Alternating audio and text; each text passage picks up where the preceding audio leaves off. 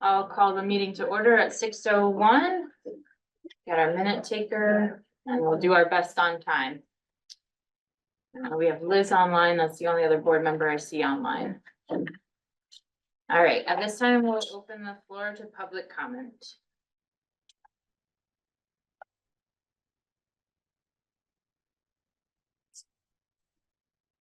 Any public? Liz, can you hear us? Yeah, okay, cool. Yeah. All right. Yes, we can hear you. Sorry. I don't see any public comment. No hands up. Okay. All right, so we'll move on to our first action item, which is to approve the agenda.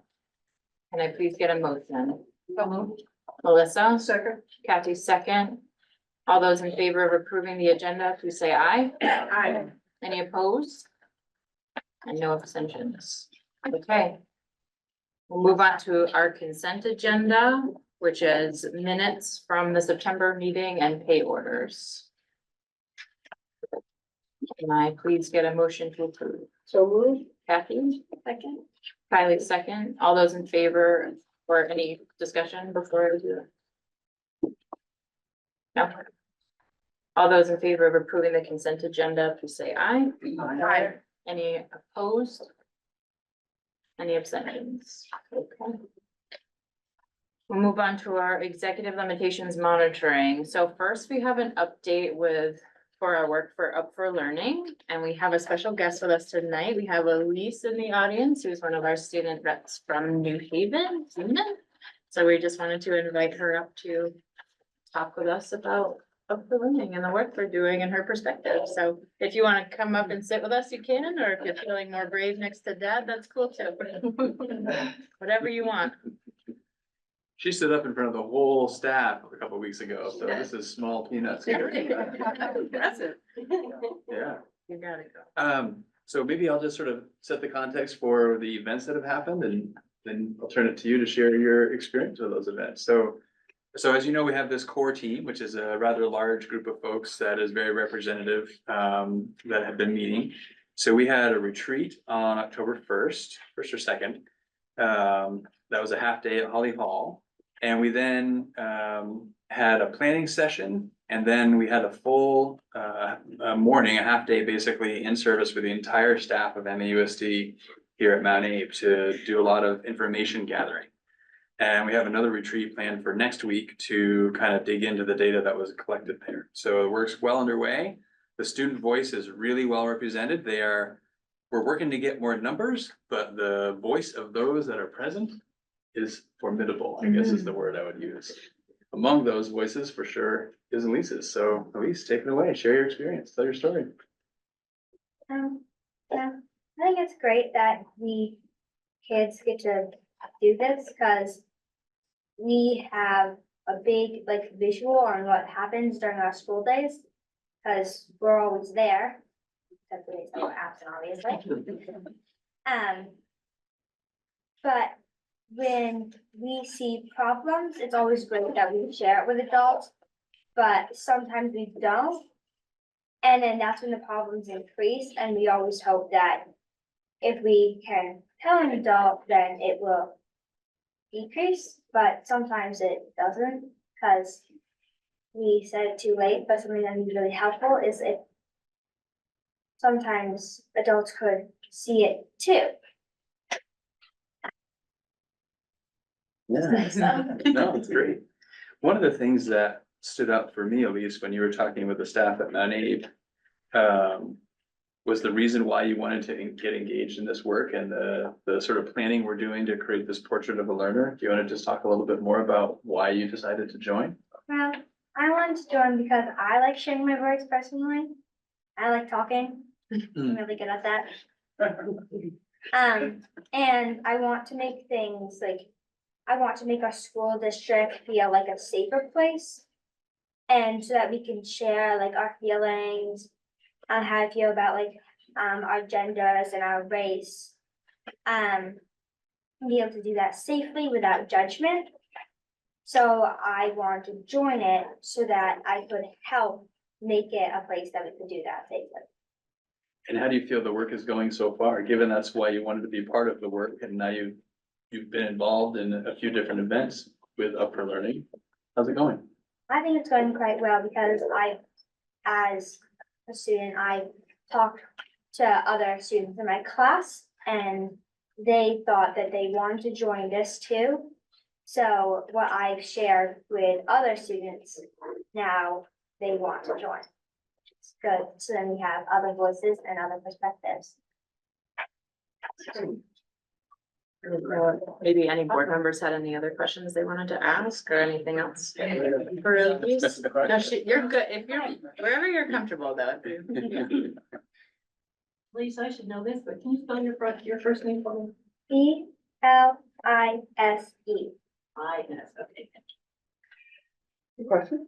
Please, I'm from New Haven. I'm Kathy Apgar. Can you tell me, what do you say to your friends who say they want to be a part of this? Well, I tell them that I'll talk to like Lindsay, one of the people in this, about like saying if she could get like stuff for them, like, well, I talked to my principal obviously, and cause I wanted them to also get like the papers that I got that like said what it was and when the times were and all that. So I basically just try to figure out how they could do it too. I also have to talk to my teacher to see if like, cause I know I was chosen to do it because I have like good grades and I'm always on task with the things that I can do and I don't fall behind. So I always have to talk to my teacher to see if the people who want to do it are on task with their work in general, so they don't fall behind, because sometimes they're on school days. Just to figure out it's okay for them to do it for the teacher. Thank you. Anything else? Well, thank you very much for being Thank you. here. Yeah, thank you Thank very you. much. And if you want dinner, please grab some. Okay. All right, thanks, Elise. Great job, Elise. And feel free to stay for as little or as much as you want to for the rest of your agenda. Well, congratulations. Forward to the things monitoring. Oh, yes. That's everyone's favorite. Congratulations, Dad, on doing a really great job. Right. Okay, everyone, move on. So we'll go down to our first action item, which is to approve the ends monitoring report. Can I get a motion? Remember, the motion just opens it for discussion. So moved. Mike? I'll second. Okay, Kristen seconds. Discussion. You all have a copy in front of you, yes?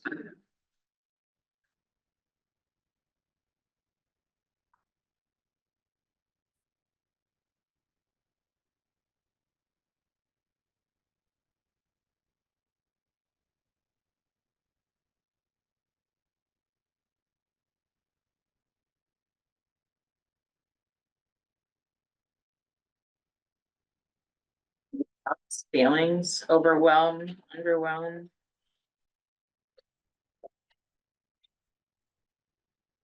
Reactions at all? I was, happy to see that, I'm not sure how you say, is it a VT cap? Mhm. The results to that in comparison to the rest of the state, that was pretty good. Now, Nave was above and most or really close to the average. Yeah. Yeah, I noticed that. I'm glad it was recognized that there are places to go, that there's still upward movement that could be had and, some approaches and a plan. In fact, for part of that, and then, including the work for Up for Learning in that process.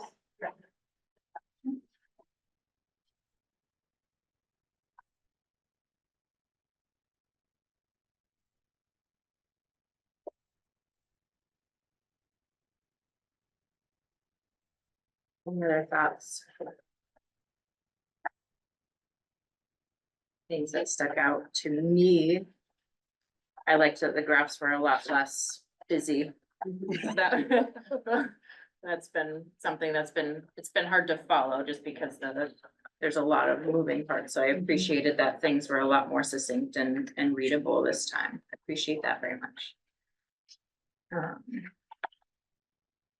And as always, I love the alumni profiles and the more anecdotal evidence that's placed around here, as well as the hard evidence, which is great.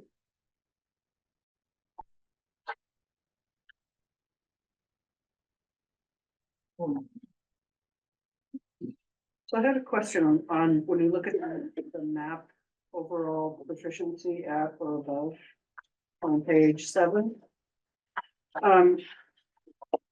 You're at 53% in 22, 48 in the spring of 23, and 50% in 24.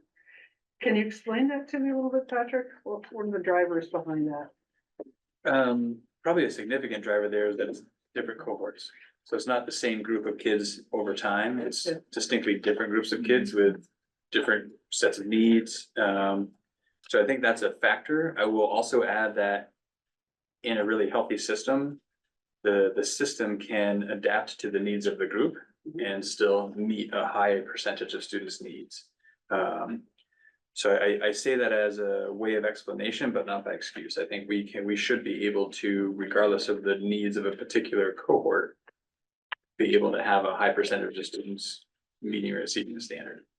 That doesn't demonstrate that we're doing that, but in terms of the variance in the scores there, which I think is kind of what you're getting at, a part of that is it's different cohorts. Yeah, in looking at some of these numbers, I was wondering if I should assume that it looked like the years during COVID, like we're really seeing outcomes that are decreased in math and language arts. Do you think that's a factor for those? I mean, I definitely think the effect COVID had on student outcomes is a factor. I think what we saw, it's also hard because the metric has changed, at least from the state level, for making comparison data. So this is only the second year of the VTCAP data that we can look at. So the VTCAP data doesn't go back to COVID time. 2019. Map data does. Okay. But the longitudinal view that we're offering here doesn't go back into the COVID time. So we don't see in this report sort of a pre-pandemic, post-pandemic, apples to apples comparison. Yeah. And that would probably be hard to create given some of the changes in assessments and things. That said, I mean, the pandemic had an effect. I will say what we saw during the pandemic with assessment data was that it appeared that the pandemic impacted MAUSD less than most of the rest of the state. We saw less of a dip in outcomes than the state did. And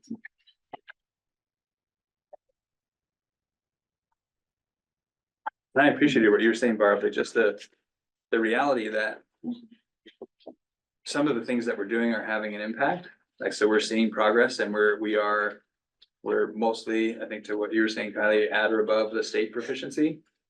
And as a whole state, we're not doing well. Like we can't, even though we're seeing pockets of success and we're competitive as against state measures, we can't be satisfied at 40 to 60% of our students proficient. So we have to continue to look for ways to not just sustain, like these numbers aren't at the point where sustaining is an objective here. We have to continue to try and improve these outcomes for students. I just had a wonder if for instruction is super important. And in addition to that, there are, God, what it was called, extras that are given. Does that ever look like a push-in model for instruction as well? Sometimes, yeah. Okay. Yeah, it's a combination of pushing in and pulling out. And the pulling out that's happening, a shift we made several years ago was to create time in the student day.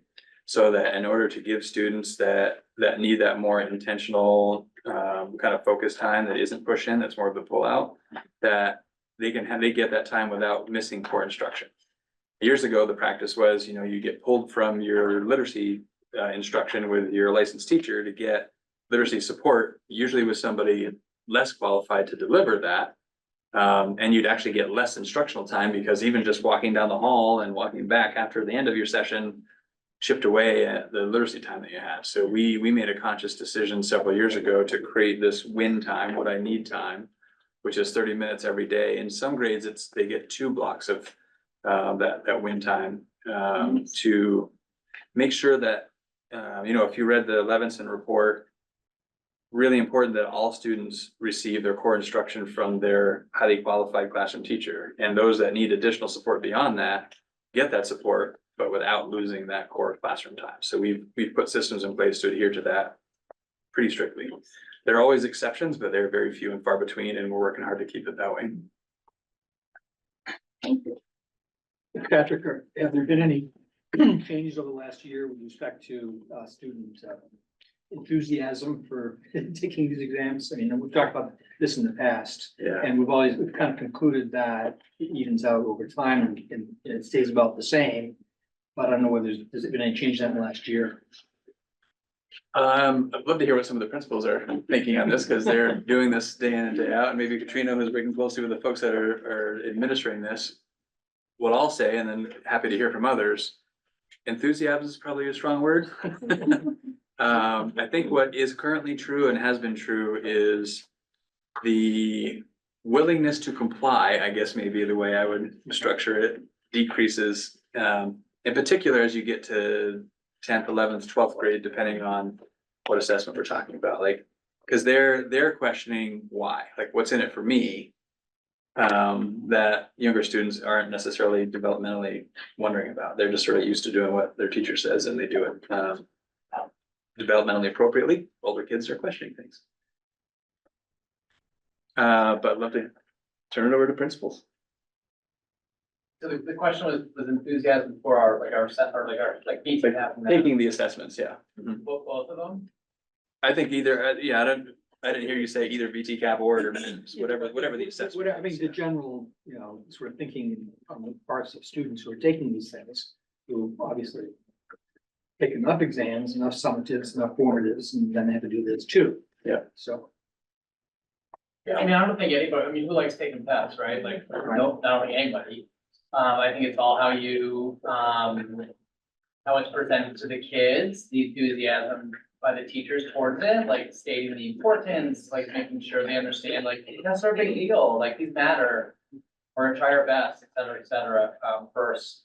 Kind of the antithesis of that, right, which would make the kid not want to take it or not see the value, something like that. I think we've done a good job being really organized and making sure that the teachers kind of understand the tests, how they work. So that it's less clunky when you start, right? Like no one likes taking a test when the teacher doesn't quite know what they're doing, or it's weird, or there's hiccups. So it's been pretty smooth, I think, on our end. But I think all of the schools do their best to make the kids know, like, these tests matter. They're important. We're gonna take our time. We're gonna X, Y, and Z. And when we give them food, we give them make it go by, and we do our best to make the tests as enjoyable as they can be. But again, it's a big one.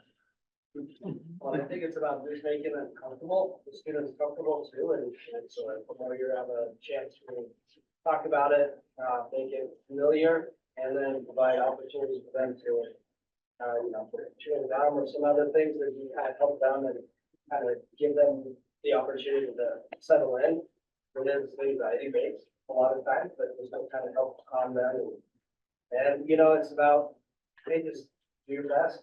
It's what you can, and we go from there, but it's also how we deliver that too. That message. I will add the state audited our VT cap administration in the spring. And we just got that report back and we passed with flying colors. So from the state's perspective, the delivery of this rather large task, and that is pretty complicated, went really well. And that's a true testament to building leaders, but also Katrina and her team that really put a lot of work into trying to iron out all those hiccups that are evident every single year, especially as the tests seem to change every few years. They really did a bang up job.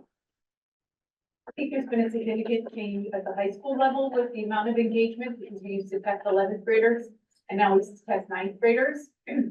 So they're a little more enthusiastic, if I were to use your word, to do well. And I agree with my colleagues, creating conditions for them to be successful. We test in advisory, so it's a small group, 12, 13 students at a time, and make sure that kids know that they have as much time as they need, and creating opportunities for them to complete. But definitely a noticeable change for the shift of assessing 11th graders in ELA and math to 9th graders. And to speak to the math, I think the district has done a really nice job just ingraining that in what we do and goal setting individually, and they get their results right away. So that one is a little more tangible, and I think students get a little more meaning from that test because they get their results. The teachers talk about it, it gets incorporated into what they're learning, and then they test again and they can improve their score, so they're testing against themselves. And I'd like to think that some of that translates into the BTCAT when they get a little more challenging as they get older, but the more it just becomes part of our culture and what we do to better understand and support them as learners has made a big difference. One thing that I would add around, it used to be, we talked about, oh my gosh, these assessments are online, how are the kids gonna, handle an online platform? Well, they're fine. They're using an online platform now. That was an adult problem, not a. And even up through, K-2, they're using different software programs, and they've become very comfortable with just the act of using an online. But I would say that one of the things, because we look deeply at this data on a trimester basis, and we've already had our leadership meeting and dug all the way down in all the grade levels last week. A little more practice for those third graders to kind of see, it's just some of the questions are presented a little differently than what you would see from your teacher, or you might see on a Lexia program. So that's an area, just to point out one area to help sort of, especially with the math in the fall, which is a predictor of how they might do on the Vermont CAP in the spring. So a little bit more of that sort of, we're not used to really asking questions in this way. So let's throw a couple practice ones up here and try these between the fall and the spring. It's a conversation.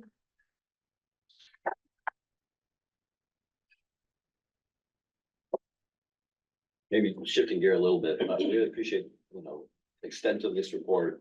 But again, I keep coming back to this idea that if we're not clear about what targets we really set, I have a hard time interpreting. And I think that's kind of emerged in the conversation of better or looking favorable relative to the state, but not being happy with where we are and looking for improvement. And so maybe just to use this opportunity again to sort of implore us as a board to really be thoughtful about how do we use information like this to sort of set measurable goals for the district.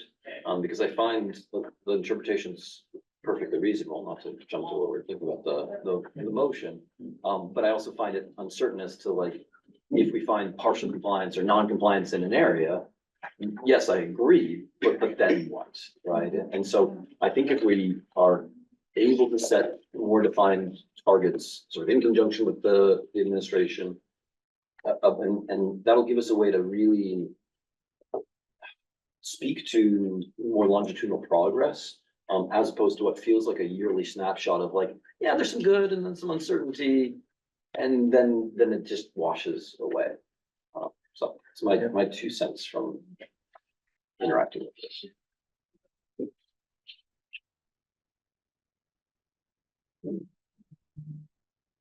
General feel over the last 3 years or so is that, but this idea, the Up for Learning program that we've got going is gonna help set a lot of that sort of foundational stuff that we can build against. Then the strategic plan part, and then our ends policy rebuild will be really what shapes what we see here.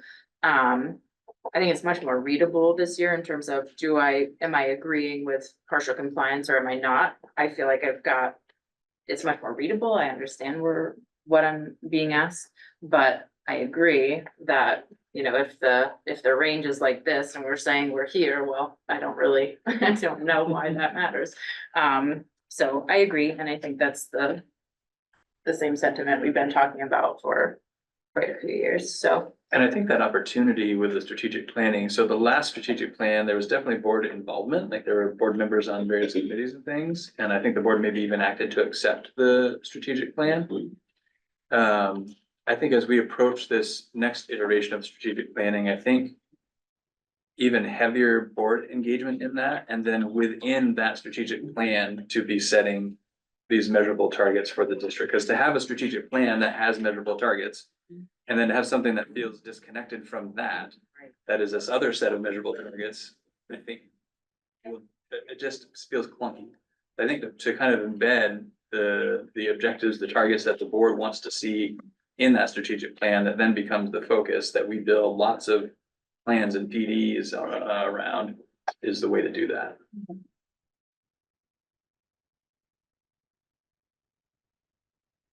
Patrick, when I look at the bottom of page 9 about the referrals, for behavioral infractions.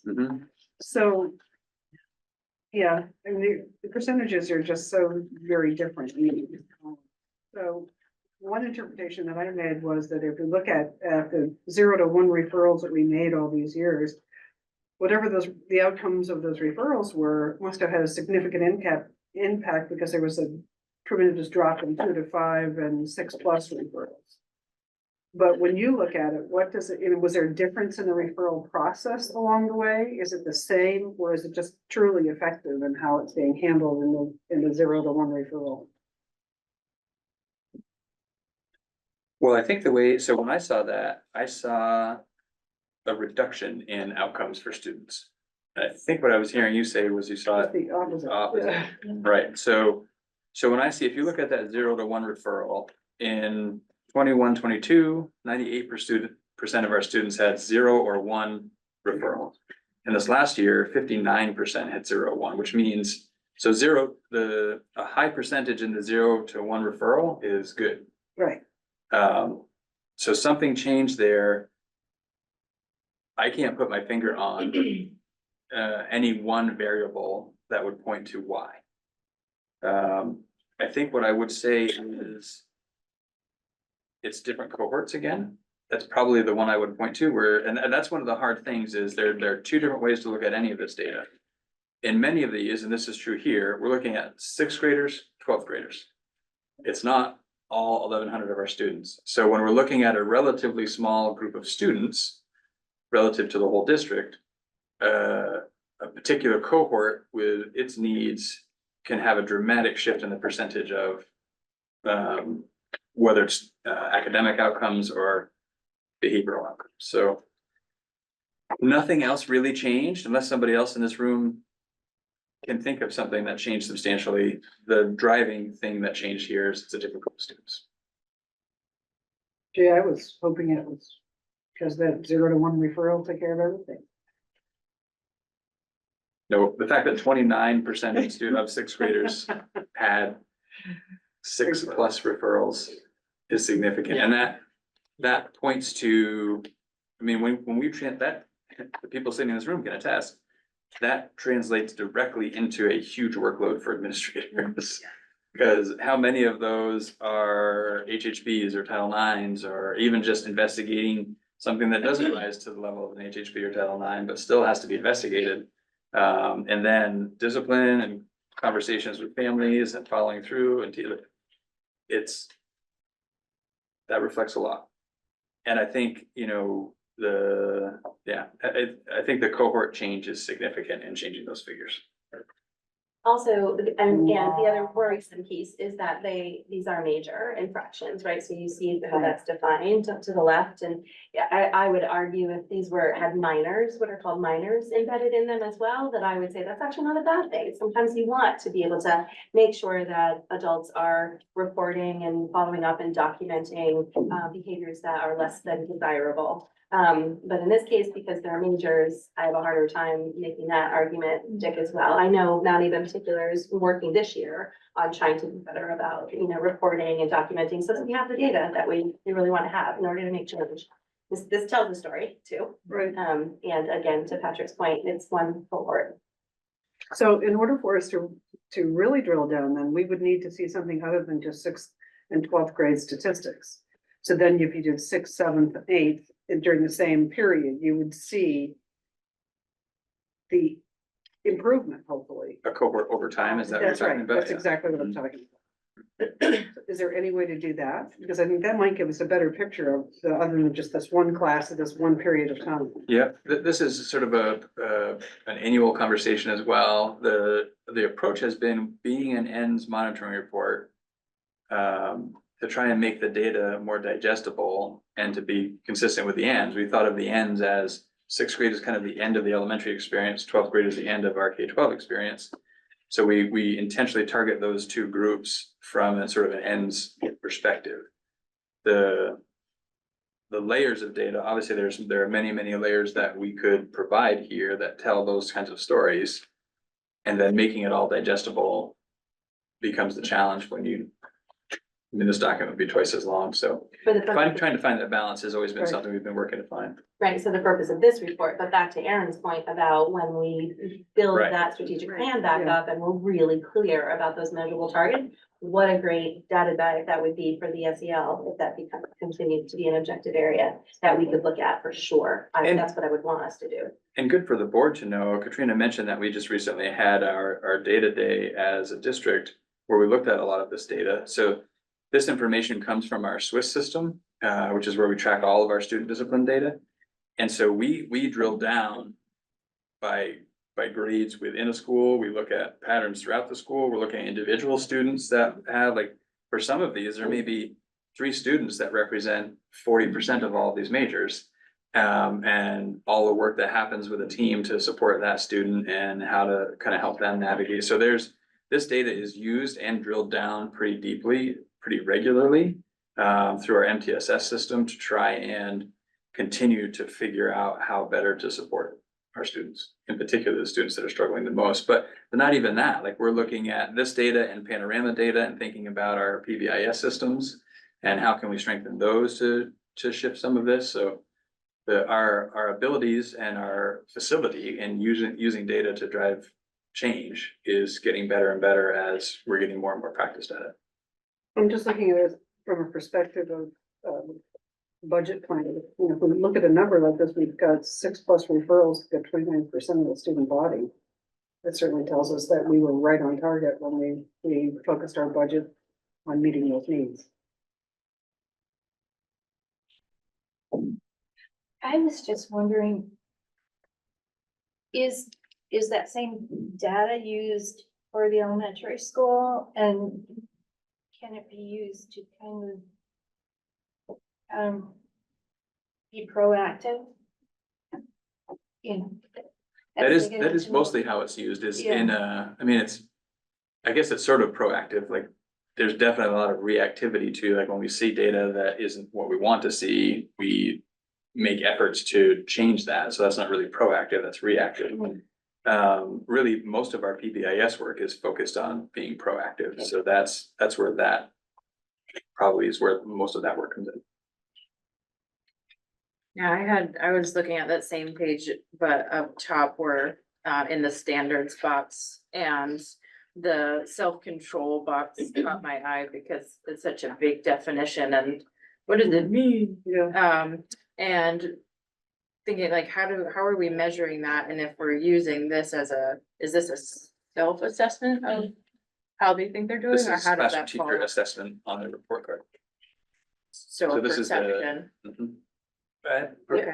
Perhaps there's some data they're collecting. There isn't a learning scale behind those. Those Okay, are, there is that's not. work to, right, there is Okay. not. There Okay. is still work to be done in that area. So as we continue to build our K-6 work around the transferable skills, Yeah. there are learning skills behind those. So really, these are kind of our traditional ways that teachers are reporting out on report cards that are a lot of, obviously, professional judgment with the evidence that they have in the classroom. Okay.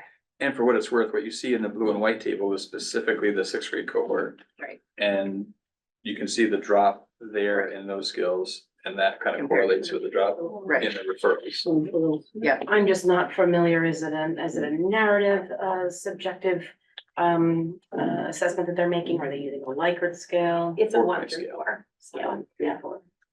And so it's up to the person doing the 1 through 4, whether or not what they tolerate or what they will, absorb in their classroom. That's what worries you as a system, for sure, in the absence of a built learning scale. Because these words are, defined differently by different people. Right. Though presumably it's the same teachers more or less each year, Sure, right? So unless the individual's really changing, or there's a big shift in who our teachers are, right. you might expect some continuity within each class year to year. That- Sure, That might yeah. wash some of No, those concerns away. that's, yeah, no, that's reassuring. Yeah, it's just a big topic because we've been talking about SEL for a long time and that feels like one of those places where the subjectivity worries me a lot about. Because if we're trying to get really actionable data to shape how we're looking at a district, that's, you know, and SEL has been something we've really focused on as a district. So just thinking about that, but it's reassuring to know that that's work being done. Is that only done in sixth grade or is that a, K through 6. it is K through K's six? a little different, but yeah. 1 through 6. Yeah. And that's broad-based data that would be nice to see. So- And that, I guess to provide further context, so that these are results that you're seeing, like, so in that, you know, the self-control piece that Aaron was talking about in that box. That's, I think, 6 teachers assessing about 90 students.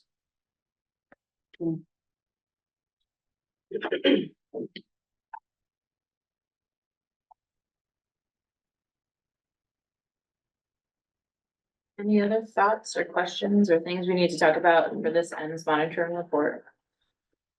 I can also take down some comments or questions to capture in our response form. If we have thoughts to capture. I think we can spend a whole meeting on this. I know, for sure. We have. Yeah, we have. And then had another meeting immediately following that meeting the same night. But if there are thoughts that we'd like to capture, knowing the work that's going on, knowing that there's a heavy dose of subjectivity, because we're doing a lot of that work. Are there thoughts that you want me to put on this response form? Liz has her hand up. Yeah, Liz. I guess I'm just wondering when we think some of that work might wrap up, or is the strategic plan going to be worked on over a number of years? So I'm thinking about when we might expect to incorporate the ongoing work into our ends policy. Is it when we might do that? Because I know you're working on gathering the data for next year's right now, right? So what might that time frame look like? So history would suggest I'm not the best person to ask about timeframes, because I thought our first strategic plan would be written in a year and it took 3. So take that with a grain of salt, I guess. The plan right now is that our work with Up for Learning around developing the portrait of a learner will be concluding sometime in the spring. And then pretty much immediately following that in the spring, we would launch the strategic planning process. Exactly what that timeline looks like is a little less clear, but we would, and the contract with Up for Learning is to move right into that work, and they will support us through that strategic planning process as well. And the question really is, how much can we get done over the summer when it's a little harder to get people together? I would just add that, you know, as we develop what that process is gonna look like and that transition with what all that we learn with this work with Up into next year as we develop the strategic plan, much like some of the structures we had in place with the sunsetting strategic plan. I loved that we were starting to do checkpoints, right? So updates on the strategic plan work. Maybe there's one data set that we want to highlight along the way. So you're not waiting for the ends monitoring report necessarily. You're actually getting a brief, and maybe it's just in my superintendent's report, right? A brief sort of summary on something, a highlight on something that we're focusing on, celebration or an area of opportunity, whatever that might look like. We don't have to necessarily wait until this polished, you know, plan is ready and then take another year to develop the assessments that we think we want to go with it. We can do some other things along the way that are separate potentially from the ends monitoring report. Like the SPOITs, Liz, you know, like the SPOITs we're doing. Weights and spots, the good old days. All right, so any questions or comments you'd like me to capture on this response sheet? Or any thoughts you might have spit out that you would like just captured? And remember, this would be applied to any forward or any future ends report, or could be.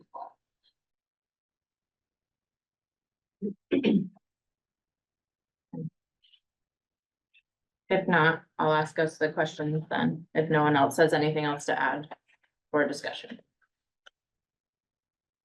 Okay. Based upon the information provided, does the board find that the superintendent's interpretation is reasonable, yes or no? Yes. Based upon the information provided, does the board find that the data demonstrates accomplishment of this interpretation, yes or no? Yes. Sure. Yes, yes. Liz? Yes. Yes. Okay. All right. Dunzo.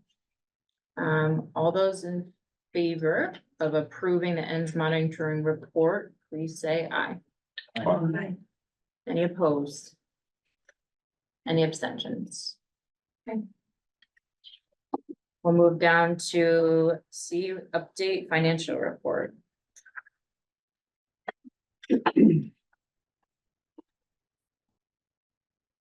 Questions, concerns, comments? I have a question. Uh-huh. That might surprise people. Floyd, thank you, based on our conversation in the finance committee to moving the report notes to the front of the financial report package. Super helpful, thank you. A couple of things, so, 1,200, is that the variance there wasn't, noted in the notes section? Likely vacancies, but I wanted to check in because it is a large amount.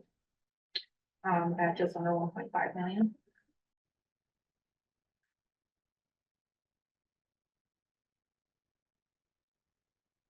Pages are all on there. The bulk of that is coming out of, tuition to out-of-state schools, which hasn't been encumbered. We expected, it just hasn't happened yet. Correct. Yeah. That's a 1.3 million That we're expecting. that we have budgeted for out-of-state Okay. placement that we have yet to encumber. Okay, which makes up most of the 1.46. Okay, got it. Thank you. And then the other question was around, I just want to make sure, like, we kind of stated, so it's clear. So the next one that stood out to me that wasn't on the notes page was obviously the building improvements, because the hot button topic. I'm guessing we just haven't figured out what projects we're gonna spend that money on, so it hasn't been encumbered, which is Correct. why we have a residual budget. Okay, I just wanted to say that out loud for the record, if you will, as we look at that. And then as we learn more about what we are encumbering, we can put that into the narrative. Cool. Thank you very much. And then my only other question, which isn't about this particular report right there, but I was wondering if we could get an audit update as to whether or not we're done or where we're at with that. Great question. We met with the audit, team on Friday. And there were some, non-material questions that they were looking to clean up. They were looking for the, balance of the investment accounts that don't come out until, right about now for end of June for some of those, the scholarship funds and like that. And those have come out, have been turned in, but they just haven't moved them forward. I expect to be far ahead of last year's closing of the audit. I would expect sometime in the next month Okay. with nothing rising above a management letter, conversation. Okay, and once that gets issued, that comes to the board. It does. Cool, thank you. It takes a minute. But it'll be. From once it's issued to when it gets here. Usually, right, the audit. It's usually the next board meeting. Okay. So it has felt like a long It time. has felt like a Because long the time. last 2 years, it has been close to February before we get it finished. And in previous years, it was close to, right about where we are now, Right. close to being finished. Right. So, just so I'm clear, so we're expecting an audit report at the November meeting then? By the November meeting? from your mouth to the auditor's ears. Well, we are paying the auditor, so. Well, but the reality is that, in years past, we received those same assurances that we would be seeing it very soon. So my sense is, based on the conversation and where we are, we should see it fairly quickly, hopefully the next one. For me to say, yes, the next one, I would be out of my mind based on the last couple of years, because it isn't, this history has taught us that it doesn't always come out of the auditors that fast. And probably worth noting, the last couple of years with the influx of ESSER funds has been a little bit of a game changer from the auditor perspective. So How so? it's that many more funds, that many more lines, the rules for following all the ESSER funds and the strings attached. It's just been, it's added a considerable workload, I think, to the audit process, which is The delayed. single audit became much bigger. And then times hundreds of schools, it just creates a backlog.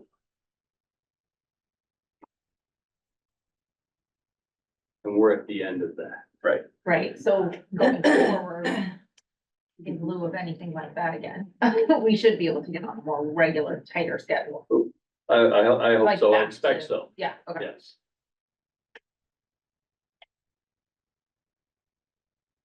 And all that to say, we've had really good experiences with the current firm that we're using at for a hundred. They're a great resource, et cetera.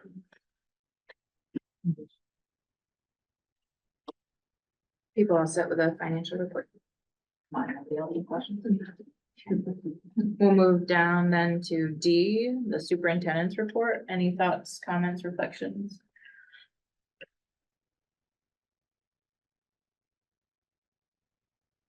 For those that put these together and wonder if we even look at them, I love them, so. Yeah. Thank you. For the time that goes into these.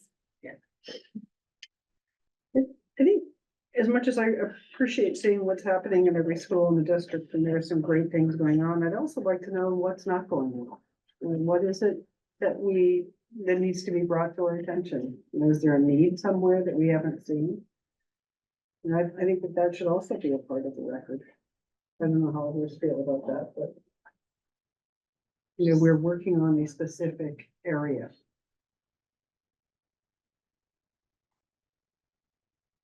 I like that spin on it.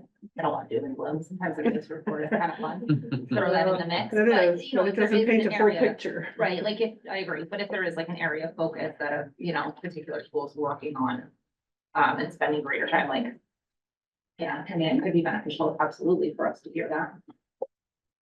I mean, if you look at Moncton's, the second paragraph does Yeah, do it does, that. absolutely. It does. Yep.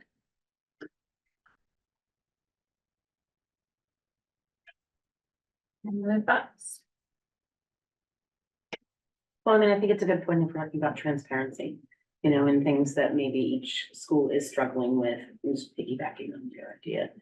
It would, you know, it is good to note at least, it could come up later, it could be something that is a challenge that will at some point need addressed. Plus, we all live in these communities and we know that things go on and we hear all kinds of things, and it's nice to feel that it's being maybe noticed or recognized, and that the board is able to hear about it as well in a, you know, much more objective way coming from you, than just sort of the beat on the street. So obviously, a lot of the beat on the street thankfully won't make the report, but, you know, if there are, particular topics, I think that would be.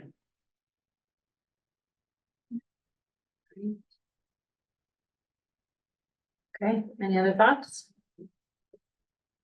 Okay, move down then to E, update for the budget presentation.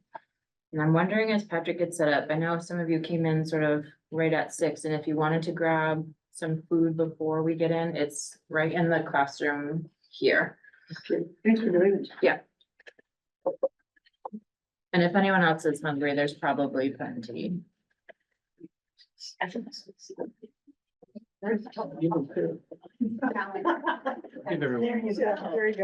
for you.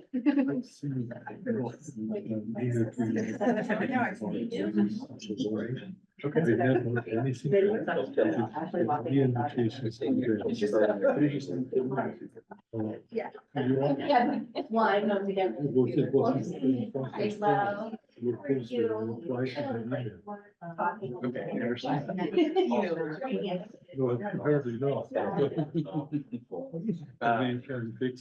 Yeah, let me give you my direct email. I mean, I can also just round one up, but What are you running it? just, we had some concerns. We were hoping one Zoom last time, and they said like, oh, we can hear these three people. We're looking at it. Just like. Right, the laptop. Depending on where people are in the room. We haven't had. Okay. But I never got so many people. I don't know why I didn't get I get about half. But if you can send that again. And I really like what's much data to do that, so. Certainly, Having yeah, some thank you. plug in. No, that's great, 'cause I don't heard from. Not Right. not as a Christmas fan, Right. but I had expressed it, it was They're both on, so. Write him and Avery Kennedy. I think Yeah, Otherwise, I can also scrounge around. Are you available as early as next Find Wednesday? somewhere. From- Yeah, let me make a note too. Yes, from 8:30 to 12:30. Yeah, I know, I'm just like rotating my laptop. as people are- Great. All right, well, yeah, send me an email and I'll respond. Yeah, thank you. Yeah. Meeting, so somebody would have to be here. in case something to do that. Hysterical. Virtual, yeah. Although I like. I know. they Well, could be- no, but I'm just saying, that they, you know, even here. Exactly. Doesn't make for very good. So. Yeah, let me make a note of that. Yeah. Just in, like, and they were wonderful, it was very constructive. Like, there were there's no animosity in that request. Right, but but just, yeah, like a heads up, like, hey, I Noted. didn't realize this. for sure, for sure. It must be some more mid-level technology out there. Yeah. Doesn't have to be. Right. Yeah. Yeah. Okay. Yeah, yeah. Yeah, no, I know. Yeah, exactly.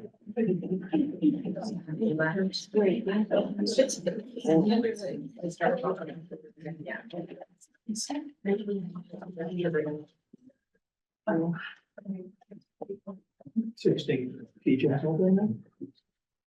I'm at the office each day. Okay. I don't know, I like things. Right. Plus, my wife was like, well, so you're gonna take the kids to school. Just to do that. That's otherwise. And I think. Yeah, it's nice. It's funny how much. Like, you live in this way, and, I didn't bring any drinks. No, There wasn't. thank you.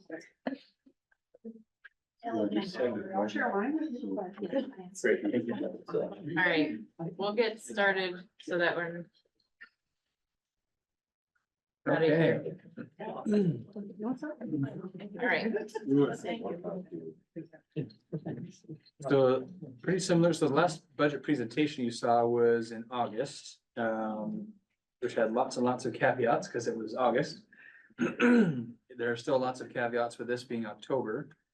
I will add that we learned recently that the one person who does all the financials at the state that provides our long-term weighted average daily membership, et cetera, is like the linchpin to all things financial, gave their notice. There's not been any notification as to what the plan is for replacement, so. Coming to work for us. I don't know where they're going. So a lot of questions about who will take that over, the likelihood of getting timely information, et cetera. So as we get deeper into this, I'll keep you updated. That it could be significant. So that said, knowing that it's October with a lot of caveats and we haven't really received anything from the state, this is a lot of assumptions that we're making at this point. Not a lot changed here in terms of what's new from the last time you saw this. We are still using, there's still an excess spending penalty that had sunsetted for a while. But is back now as we build FY 26. Nothing right now suggests we're approaching that, but it's there and important to know that it's there. And this sort of articulates how that's calculated and what the penalty is for going over that. One of the big changes is that now bonds do count. From this point forward, bonds count against that. When we had a penalty before, bonds did not count against that. There had been actually movement toward not counting construction. So we were an anomaly in that our inability to pass bonds led to us having a rather large construction services line. We were advocating for that money to not count against the spending threshold, and there was some movement in that direction legislatively, but that's clearly gone a different direction now. That not only is that money counting toward cost per pupil, but money you have saved in reserve accounts for longer than 5 years will count against that cost per pupil spending threshold. So, so definitely some changes when it comes to the spending penalty. They have also changed the way the tax formula is going to work. The net is pretty similar when you get to post CLA. As you can see here with this example, in terms of the difference for Bristol, the intent here really is to make the CLA appear as though it's less of a factor in calculating the tax rate and shifting the impact of the CLA away from the CLA and toward the yield. The net, when that math all gets done, doesn't change much, but it's trying to re-emphasize different aspects of parts of the formula. We can go deep in this. I don't know how valuable going deep in this necessarily is. This is what it is. Feels more political than necessarily anything else. And probably a response to what was a pretty dramatic change in CLAs for some. And others haven't changed yet because towns haven't reappraised. And the income sensitized formula is going to be a little bit different, and we still don't have clarity yet on exactly how that change gets calculated. And in the absence of the person who would help us understand that, I don't know when we can expect that clarity to be forthcoming. So with that said, with that person giving their notice, like, how is that gonna impact us when it comes to building and presenting a budget? Like, is there a rule in place, like, hey, we don't have anybody by this date, so the income sensitized formula is gonna stay the same as last year? Like, do we have any idea what any of this means? I mean, an idea, yes. The idea is the timeliness of information that we get Yeah. might be impacted. Perhaps the accuracy, though I suspect whomever they put in that position will be competent. Right. But if they haven't done education funding specifically, like, you can be really good at math and be thrown into education funding. It's a lot more than just knowing the math. It's not just mapping. And when you're doing that for the state and the different ways different communities are impacted by the formula, Why? it's a Herculean effort. It really should be 3 people that do that. Not one. So who's responsible for setting the income sensitized formula? Is that the legislature? Legislated. So we know who we need to contact. But then, so it gets legislated, but then the implementation, Right. there are many layers to that, and that's the piece that I think it's kind of hung up in right now. So I don't know if you have any more context than I that, can- Floyd? Simply is it 127 or 183 says this is what you shall do, but it doesn't say how. Mm. So that piece is typically, Brad James and Nicole Lee have worked with, making that be a formula that's clear, consistent. We don't have that today. I will say there is a state organization that is it's the Vermont Association of School Business Officials, so the Floyds of Vermont.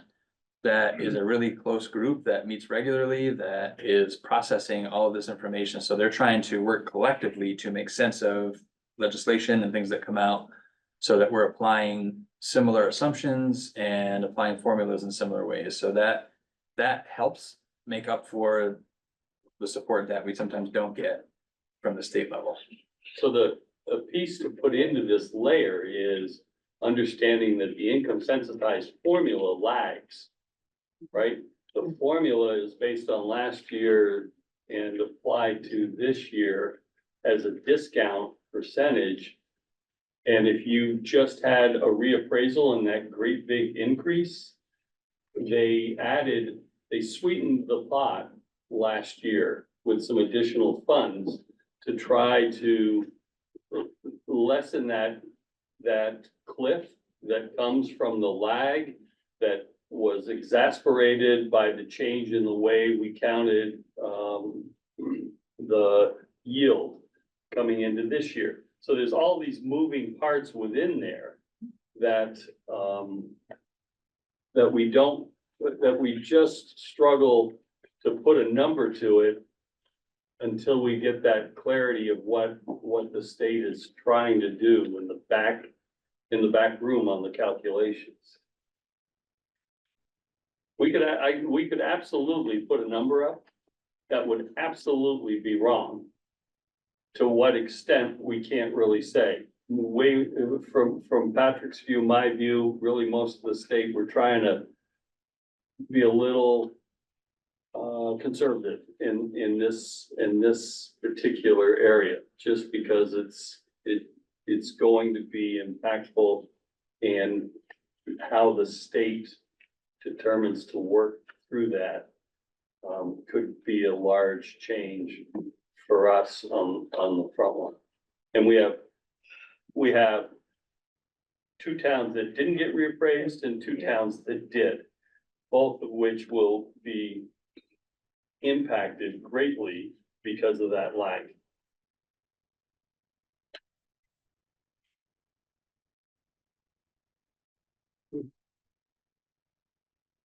So another thing that's new, the ballot language, so the kind of reverting back to what the language was prior to, again, they sort of put a hold on the language we had been using and shifted it to be pared down a bit to the language you see under sort of the old language at the top. So reverting back to language we used to put in here, which shows full amount of spending, which is really all we showed in the last couple of years, to now also showing how much that's changing in cost per pupil and what the percentage change is.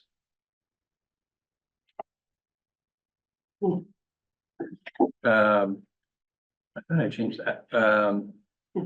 It's October, not August, but a lot of these same things. One of the changes that we're seeing here, in order to kind of project post CLA tax impacts, neither Floyd nor I believe that CLAs were going to stay exactly where they are. Probably in particular, the ones that jumped way up, Starksboro's 129% CLA. I don't think there's any chance it's going to stay at 129%. Exactly how that's going to change is hard to say. So one of the assumptions that we're making in the figures you're going to see is that we assumed each CLA was going to drop by 5 points. How close that is, we don't know, but we felt like that was, to Floyd's point, at least an attempt to recognize that CLAs are going to decrease. And we're assuming this yield of 98.93, and we use 4% inflation as kind of a general inflator for a lot of lines. I'm sorry, could you tell me what CBA stands for? Collective bargaining agreement, that's the negotiated contract. Okay, thank you. I provided a little bit more enrollment information.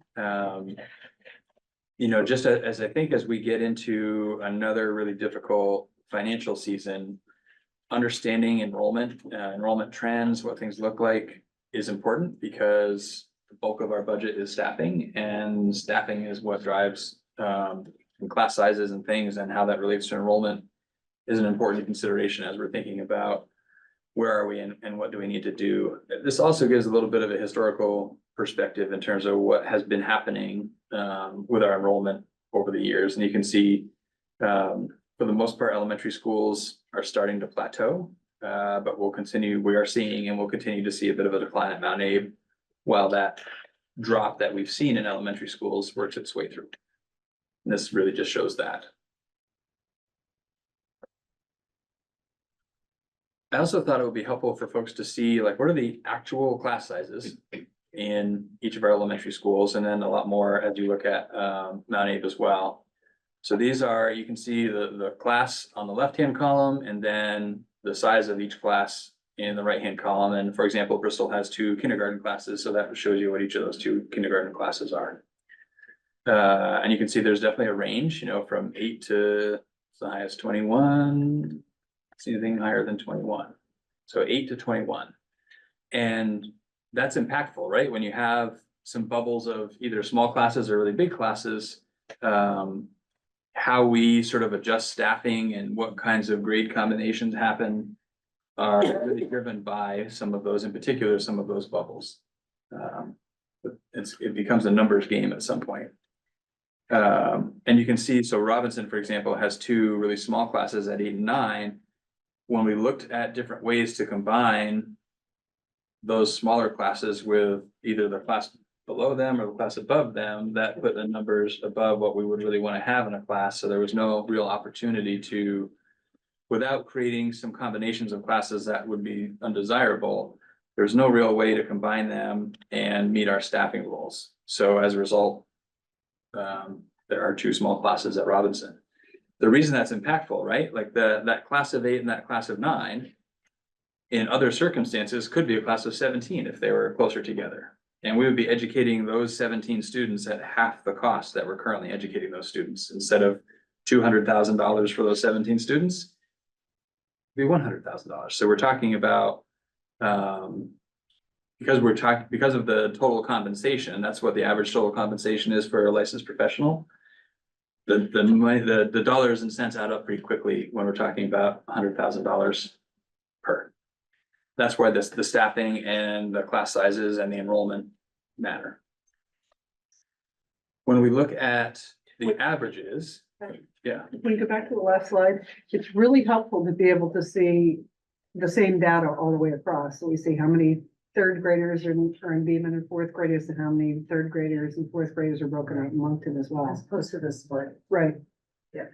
Yeah, I know that the classes are combined, but it's really good to have those numbers broken out. Okay, I was just gonna clarify that doesn't show you necessarily how many 3rd graders, because That's it's a exactly combination, but yeah, how many kids are in a That's- class, yeah. Thank you. If you could change that, that would be really helpful. So I guess I'm missing what you're saying. You want to see how many 3rd graders, like Yes. how many in each grade, not how Yes. many, okay. Yeah. So this was an attempt to show class size, Right. not Yeah. how many in a grade. You probably have these numbers, but it doesn't show, like the preschool kiddos that are gonna be in kindergarten. No, so we have preschool students in probably 20-something locations. So we know how many preschoolers there are. We know how many 3-year-olds, 4-year-olds. No, for Um, next year, right? That right. will be kindergartners, right? But if we showed, so typically when we're talking about enrollment and early ed, we would only show the early ed students in our early ed program, which of course is only a piece of the total number of 3 and 4-year-olds. Mhm. So do we know what next year's kindergarten is gonna look like? Is it gonna be bigger, do you think, or do we have those numbers? We have at least what the best information we have at this point in time, yes. Yes. Yeah, and so that was baked into, when you see the projections for FY 26, those projections include They do. that projected kindergarten for next year. Yeah.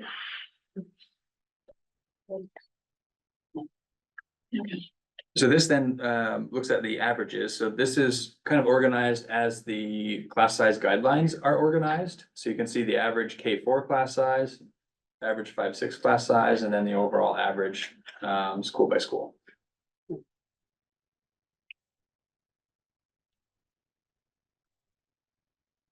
And then this is just, again, for reference, are the current class size guidelines. And so if you look at that optimal average range, right, 14 to 18 in K4, and then 14 to 25-6, and then at the upper end is 22 for 7-12. You can see that depending on how you want to look at that, we are sort of on the lower to middle end of that range.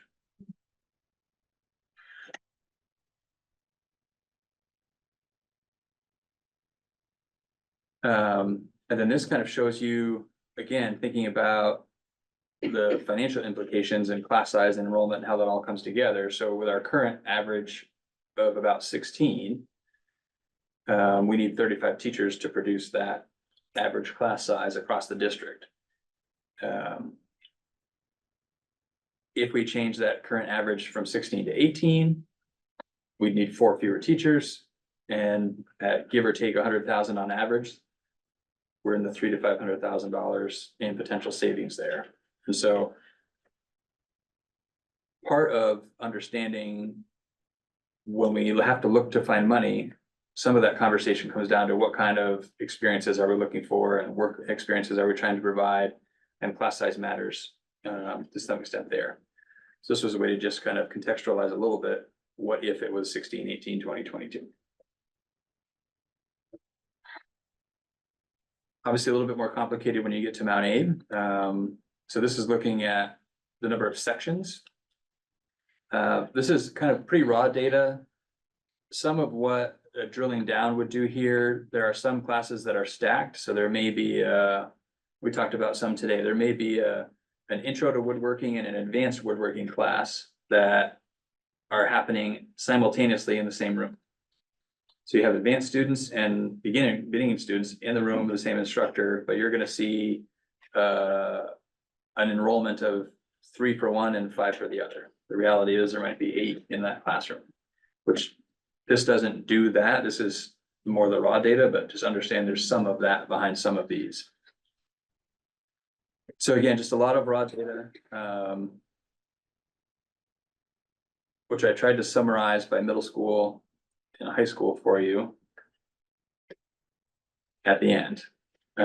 So again, average class size by mostly by course subject, and then with various electives and things, groups are the others in one category. You can certainly break that down further, but I thought this was at least a place to start a conversation about if we're talking class size at the elementary level, we should be looking at class size in as comparable way as we can at the secondary level. And this is an attempt to do that. Again, I know we've talked about this, the difference when we're looking at class size at the high school, we could absolutely make adjustments to get class sizes increasing in average. Part of what we would likely need to do to achieve that is reduce the offerings. So you have a programmatic impact that it plays out differently at the secondary level than it does at the elementary level. You can push the average class size at the elementary schools up to 20, and the students are going to get literacy and they're going to get math and they're going to get effectively the same programming. When you push average class sizes to say 20 or 22 at Mount Abe, there are going to be courses that we currently offer that we don't offer in achieving that.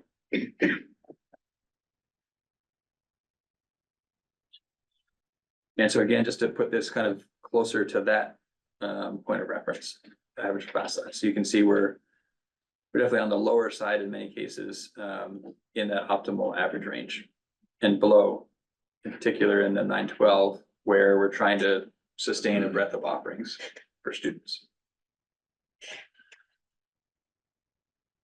And then again, looking at the middle and high school, kind of combining them.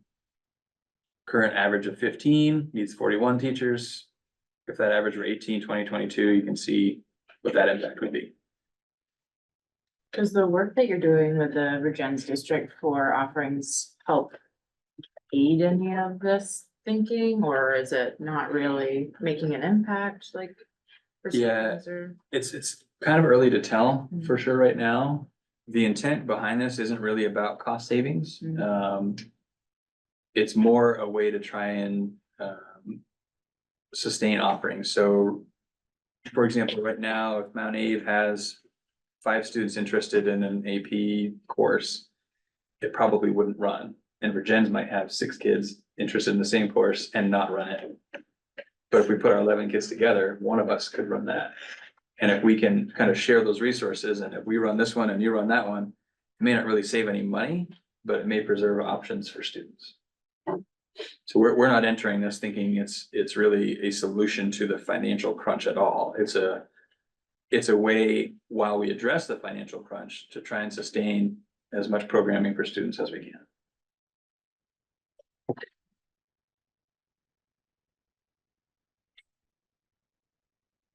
And so getting into the numbers for projected FY '26, so current programming personnel, et cetera, rolled forward with lots of assumptions. Has expenses increasing by a little over $1 million. That's a pretty significant drop from the last time you saw this. There's been a lot of scrubbing happening in the last couple of months since the last iteration of this that you saw. And we cleaned up some redundant positions that had transitioned over, so a lot of scrubbing. And again, when you're talking 100,000-ish a piece, it doesn't take too long to get to the kind of savings we're looking at there. So this is our best information as of today. And you can see that that would be a 5% increase in the cost per pupil, given all those assumptions. And I will point out an expected decrease in the long-term weighted average daily membership, which is at least in part a factor of fewer students. So what does that all mean? So before CLA, we'd be looking at about a 7.5 cent increase on the tax rate, which is about 5%. So it kind of corresponds pretty closely to the increase in the cost per pupil. When we apply the CLA, it tells a different story. So staying where we are if we made no changes, we'd be looking at post CLA, again, lots of assumptions. This has the 5% decrease in CLA for each town, which is an assumption. We'd be looking at anywhere from about a 9.5 to a 13% increase in the tax rate post CLA. It's important to note, Moncton, Starksboro with the lower increases are also a tax rate on a higher value. Right, so it may be a 10% increase in the tax rate. But that impact, because of the valuation, could be a little more impactful. Right, so the person in Moncton paying 10% of an increase might actually pay more in dollars than the person in Bristol with a 13% increase. In talking with Aaron and Mike in preparing this agenda, trying to, we talked about what would be helpful for the board, because the whole purpose of this presentation tonight is to try and help you have information to set a target. So what are we shooting for? What are sort of our marching orders coming out of tonight? And what we discussed was if there was a way to kind of give an idea of, from a 0% increase post CLA to a 10% increase post CLA in the tax rate, what would it take to hit any one of those different marks? So there's a slide in here that you've seen that is an attempt to do that. And so you can see, making no change, we're in excess of even that higher end of a 10% increase. And the way we applied that was, we assumed that we would want the most impacted town to not be more than 10%. So when you see each of those, it reflects the most impacted town. So in terms of dollars and cents, you can see, again, per 100,000, but to Floyd's point, the numbers of hundreds of thousands that your home is listed at is very different in Moncton and Starksboro than it is in Bristol and New Haven, because they've completed that townwide appraisal. We've reached out to both New Haven and Bristol town clerks to see where they are in terms of reappraisal. And both of them expect it to be fiscal year 27. They're all in process now, but for the following year, Bristol and New Haven will have been reappraised most likely.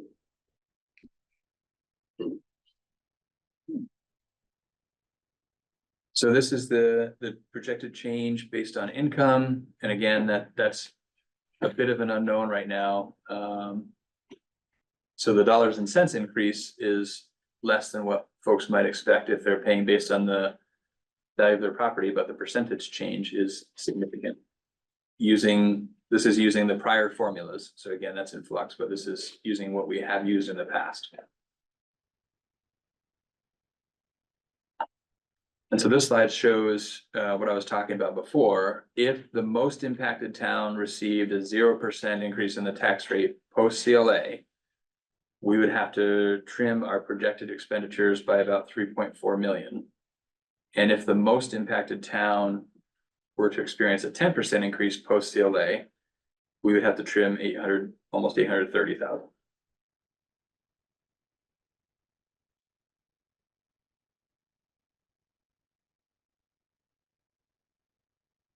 And that's where I turn it over to you all. What would you like for a target?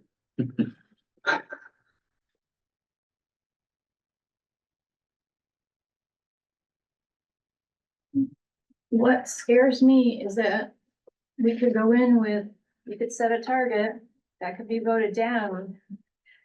You know, what we think is reasonable, which probably will happen, right? So we have no idea.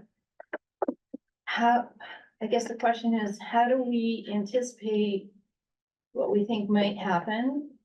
Or do we go into this process thinking that this is it, we're giving our best shot? Like, do we set this target anticipating having to cut again? And especially with the unknown of personnel up top. I don't know. Like, One of the things I asked Lloyd to look into ahead of tonight was like, what do we usually have for an increase in the post CLA tax rate to gauge what we might think of as reasonable or unreasonable, or what has past practice been? For a stretch of time before things got pretty wild with budgeting, we were seeing pretty consistently, I think it was 3 to 4% increase, 2.5 to 3.5 probably is more accurate. Year over year post CLA. We actually saw a decrease one year because there was some change in the formula, and then last year, I think we saw 7 to 9% was the post CLA. Are you remembering that right, Floyd? 803 to 934. So for whatever that's worth from a historical context, that's what the past has been. So the projected cost of living increase for 26 is gonna be like 2.4%. So the outside world is looking at projected increase, budgetary increase for COLA, just at 2.4%. Where would that put us? Needing to reduce 2.5 million.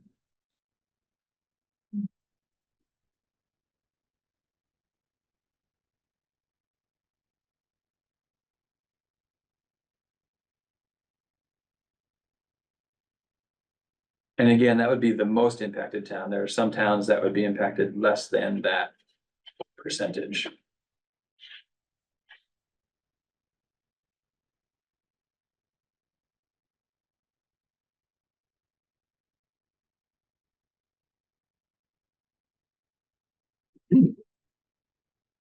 Liz? I think if we can do a good job explaining the difference in the percentage. So if the most impacted was 8%, the least impacted would be about 5. Is it about a 3% difference in the range? I forget the difference. The least impacted would be what? So what's the range again in impact? Or would be helpful if I Say get it. that, I was looking at taxes and I missed the beginning of what you were asking, Liz, I'm sorry. I think this slide is going to give you, right, so it's about a 3.5% difference from the most impacted to the least impacted. That holds So fairly consistent. So if we were, and we are counting on them, or yeah, so it's almost, so I guess I'm thinking about, this is a little bit jumping ahead to the community engagement update. We had some thoughts about the November 12th and possibly having a presentation for community, a budget presentation. Beth was there. We talked about like how the sausage is made meeting. And I remember at the end of during our budget season last year, I guess what I'm doing is I'm looking at this and I'm thinking we could think about a tentative target for right now, but I would love to utilize some community engagement on the 12th to maybe finalize our budget target and have a presentation that and I'm sorry I didn't make it to the last finance committee meeting.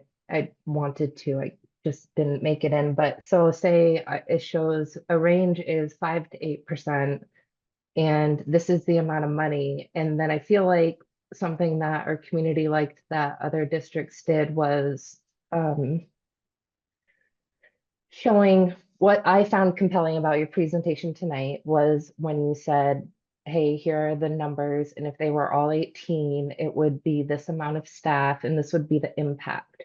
And knowing that our students are spread apart, and that makes it really difficult to combine classes and to get larger numbers, and the impact on programming and all of that, it just feels like a compelling way to present to our community different buckets of savings that exist within our budget. And we had some potential money that could be used as kind of a one-time while we're working on possible solutions. I guess I'm just imagining something that we could give to our community and have them help us think about a budget target, knowing that it's ultimately our decision to make that choice. But I guess I'm seeing this as a way that our community could have some input, knowing that we set the target and knowing that district leaders set how that target is reached, but just having some conversations about that big picture stuff. And you've done it tonight in this presentation. So I struggle with this a little bit. I heard Kathy's point. I think I'm not ready to say what the target would be at this moment. I want to hear more of what everybody else thinks first, I think. Yeah. I kind of like, where Catherine was headed, your comment. What if we, built out a budget at the inflation rate? Okay, and, it's just like, this is what we'd have to do at, if we limited any increase to the rate of inflation. And then say we did two other budgets. One is 1% less than that, and one is 1% higher than that. So that getting to Liz's point, community members could see, okay, here's our range of options here. We can spend a little bit more and we'll get this. We can spend a little less and we lose that. And maybe not at It such a means- granular it means a level. little extra work for you guys, but. Yeah. I'll layer this in, that 4% number, $34 million Mhm. is $200,000 over what we spent in 24. And that's on the heels of 17% increases in medical insurance and 7% on salary each year. Right, so I don't disagree with the inflation number. I think that our cost structure isn't just going out and purchasing, the goods that would fit the CPI.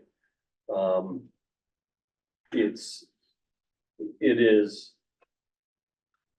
a pretty big number, right? So if you think about an almost 4% increase puts us at if a tax increase puts us at spending of 2 years ago.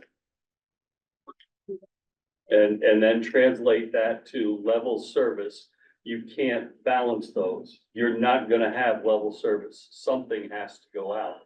And what that is the spot you all are sitting in, right? I get to play with the numbers, but you gotta help us with this target so that we can figure out how we can best serve our students and our community.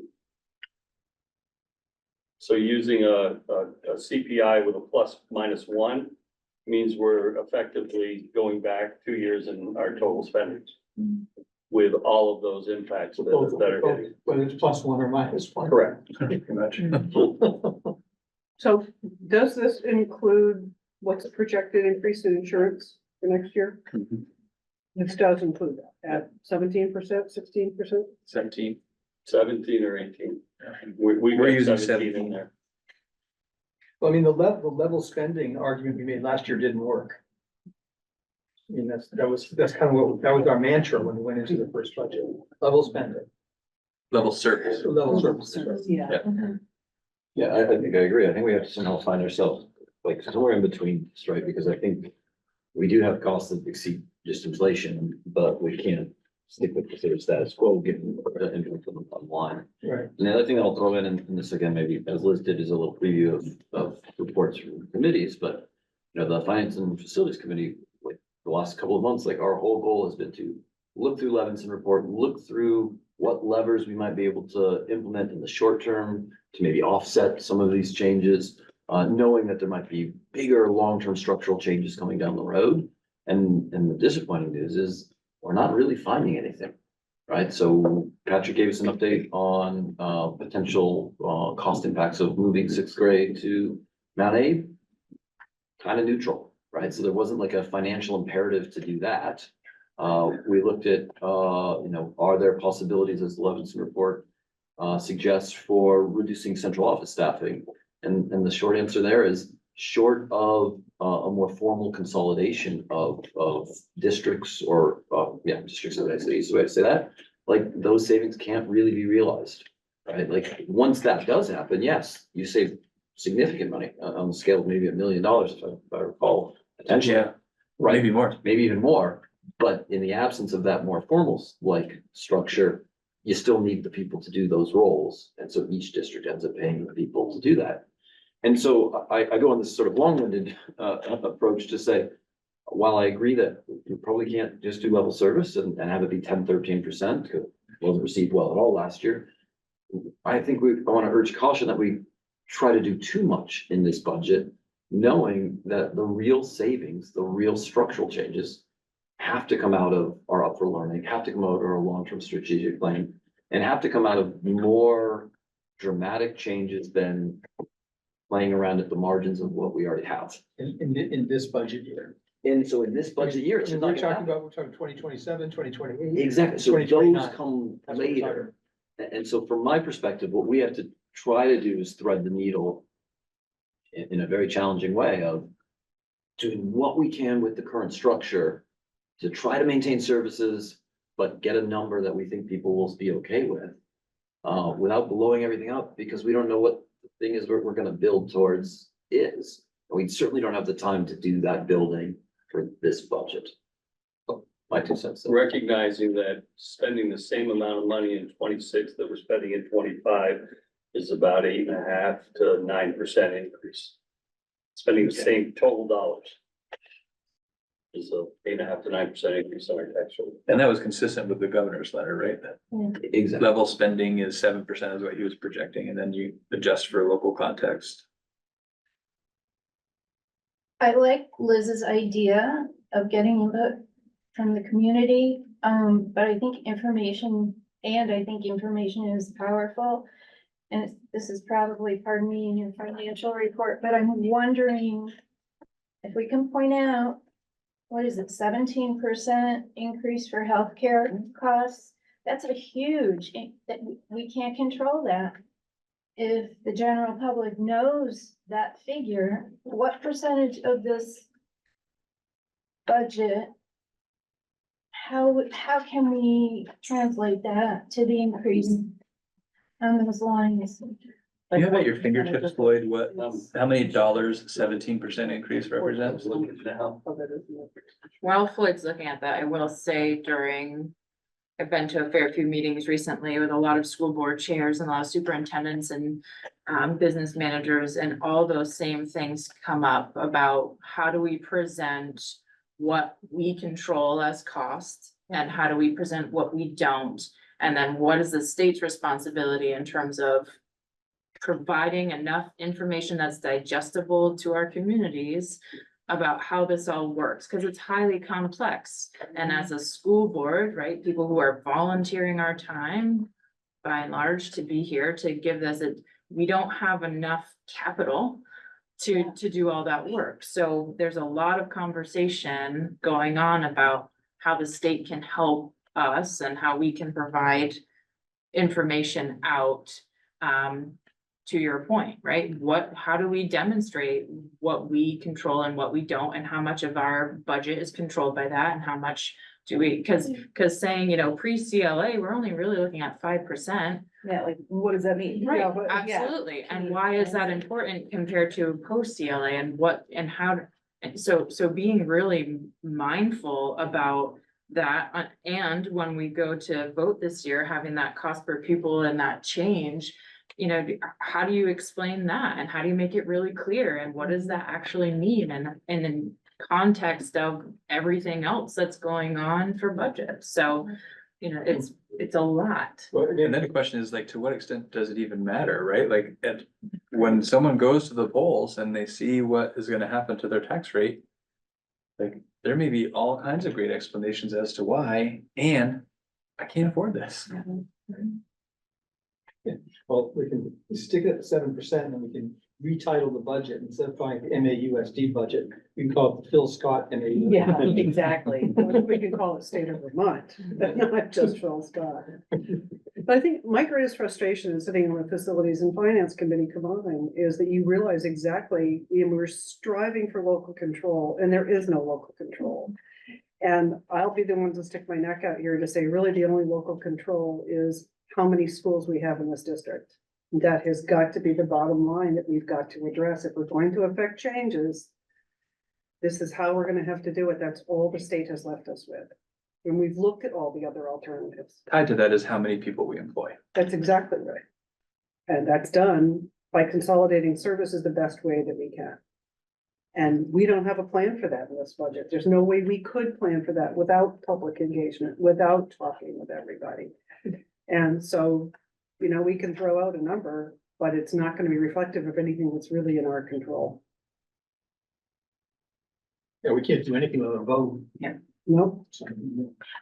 When is the last time, I'm just, you know, catching up all the time, but when was the last time that was voted on as even a topic to discuss? Is it 5 years ago or is it 6 more? It never, school consolidation never made it to a vote.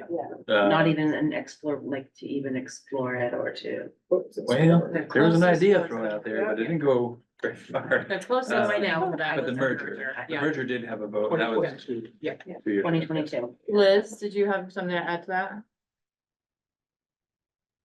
Yeah, I was just following up that lots of thoughts about what's being said, but I would just that reducing staff, right, is how we reduce our health insurance costs, and the way that we can do so with the least impact on services for students and programming is by reducing the number of buildings the students are served in, right? So that is our conversation yet to have. So I really look forward to starting those conversations and having us do that together. And what I'm hearing is we'd love it lower. I like how Mike talked about that's really big picture, like we all talked about, everybody kind of seems in agreement that is goals for another year, but we know where we'd like to be. We'd like to be able to match closer to the way that incomes in our communities are increasing, the increase in our budget. So for this year, where does that leave us? I'm 4 to 7, 5 to 8. What do we think?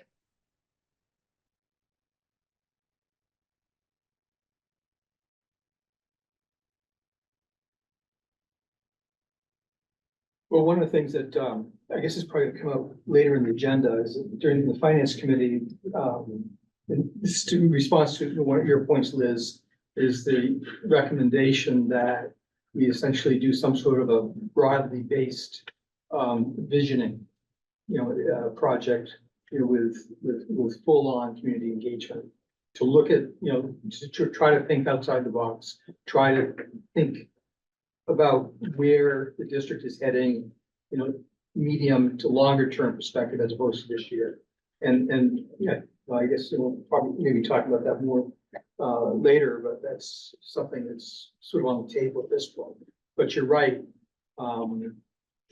This year we're kind of caught, we're stuck. Just a question again. Earlier, I think it might have been Liz that was suggesting, or somebody was suggesting to do, this is what 4% looks like, or 6%. What about, and I know it's not a popular topic and I'm bringing it back around again, but what about in the future too? These are the different percentages and this is what consolidation might look like. I don't know. I mean, presenting a lot of different options or not giving a warning, but also, bringing the topic up. I'll just be transparent. I knew Haven, I was not a fan, but now that I'm here, I'm like, I'm looking at these budgets and it just seems like, how long is this sustainable? I don't know, just sort of showing people this could be where we have no choice but to go again and take a look. So not only the percentages, but the various outcomes, making more work for you. I apologize, but these are the things that we're faced with. So that it can begin to be palatable possibly for people to at least look at that. Yeah, there's some work underway right now with the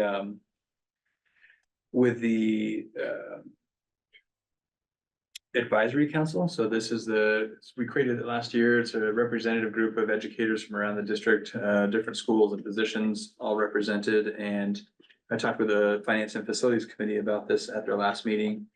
To that end, part of what we're just barely beginning really is starting to brainstorm what are some different ways we could be organized. Dusting off some of the ideas that came about from a couple of years ago. They're still relevant to an extent. They need to be updated.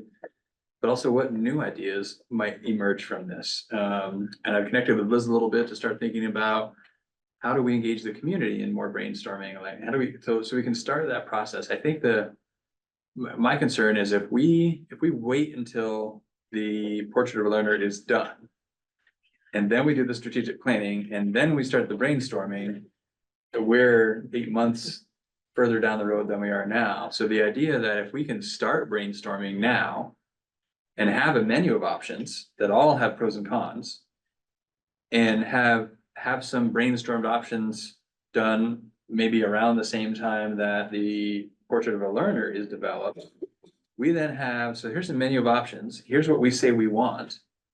What option or what cherry picking of combinations of options gets us where we want to be? That's probably, as I've thought about it, and I've talked with Aaron and Mike about this in some of our agenda planning meetings, that timing seems like our best bet to be really strategic and intentional and not just cut to save money, but also how do we do this in a way that gives us a chance at improving outcomes for kids while making it affordable for taxpayers. And so I think somehow getting that energy going in a really earnest way so that come sometime in the spring, we have a menu of options to be thinking about. Because even then, that menu of options has to get whittled down. There's probably going to be a lot of community engagement even to do that. And then there's building up to a vote, because almost any big change is going to require a vote of the towns. That's going to take time to educate folks. That's going to take time to warn and all that. And then even when we land on a decision of what we're doing, the likelihood is we're going to need many months, probably more than, depending on when we vote, more than whatever time we have in that year. If we vote in November on whatever the big change is going to be, the likelihood of having that change ready to go for the beginning of the next school year is pretty slim. Like it can probably be done, but I don't know that everybody's going to be happy about doing it the way we have to do it. So we're probably looking at even a year after that. So it's just the lead time is so long that any opportunity we can find to shorten that is one less maybe really painful budget cycle that we gotta go through. So basically what I hear you saying is it's gonna be 3 years before we can affect any major change that's going to affect these numbers. Potentially. But in the meantime, the state could step in at any point and say to us, we're going to reorganize your districts, we're gonna tell you who to close, who to keep open. Yeah. Which could throw all that planning. Yeah. Yep. So, And also, they might even come in and say, well, there's actually no more local budgets and we're just gonna allocate the funds that we wanna allocate. So, I mean, there's a huge caveat built into all this work in that the state can, at any time, even with this commission letter that's due in December, their recommendations, they were saying might not even be effectual until the fiscal year 27. So even the brilliant minds working now to affect change aren't gonna impact this budget. So it's sort of, you know, it's all that caveats that of, it's all down the line. It's hard. And it would be pretty unusual for the state in a super top-down, heavy-handed way to just say, this is what's happening. Generally speaking, the practice has been create the conditions that basically lead to local decisions having to be what have to happen, but staying in the context of a local decision, not a statewide decision. That we've seen that play out multiple times, and that, yeah, there'd be some appreciation probably from a more state decision level. But that's, I don't know, in my own opinion, that feels less likely. I think ultimately, it's all gonna come from the state. That's where change is gonna come from. And it will take years, but here's a wonder. I'd like to see the legislators, the local legislators attend these board meetings and see how difficult it is. So they can go back to Montpelier and say, we saw it with our own eyes. We heard it.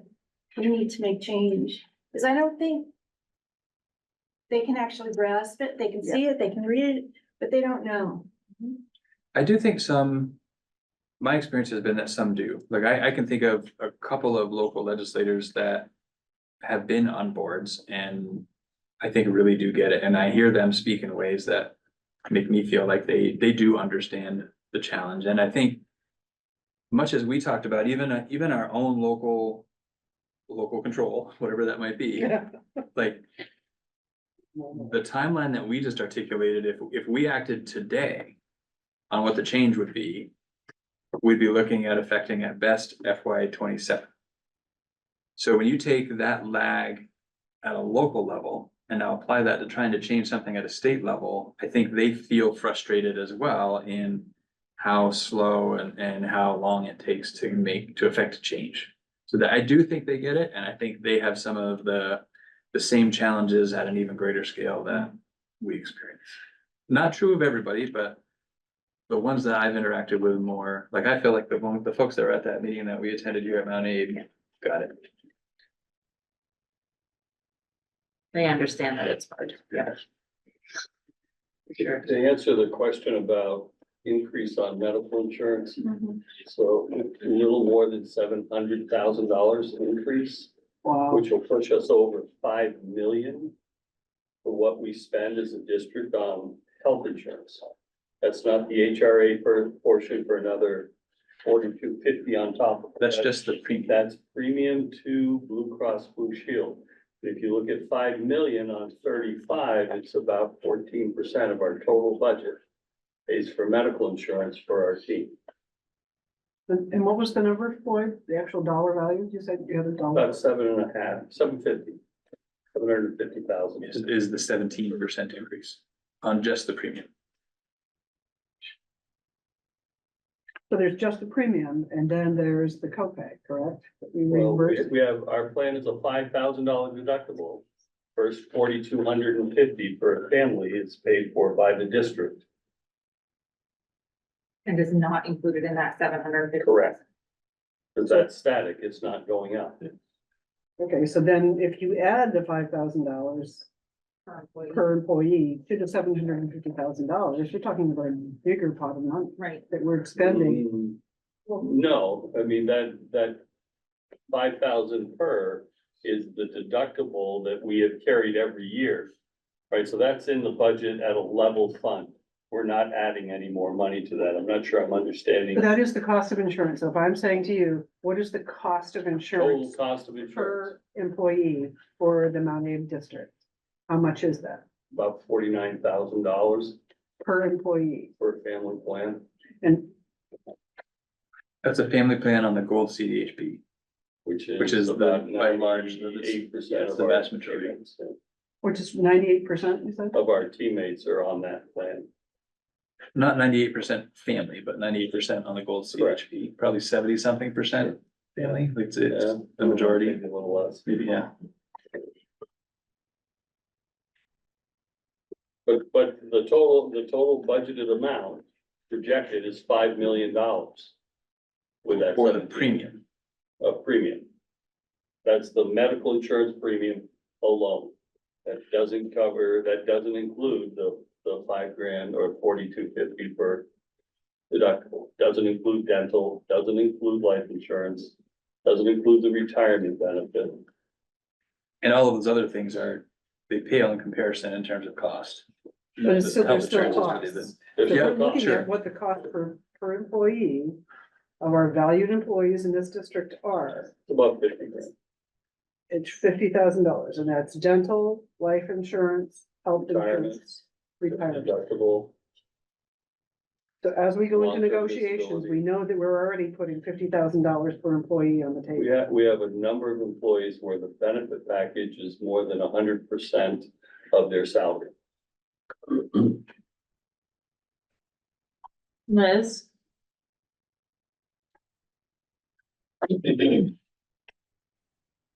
Well, that's a lot to digest that you just dug into there. I guess I was on a different line of thinking.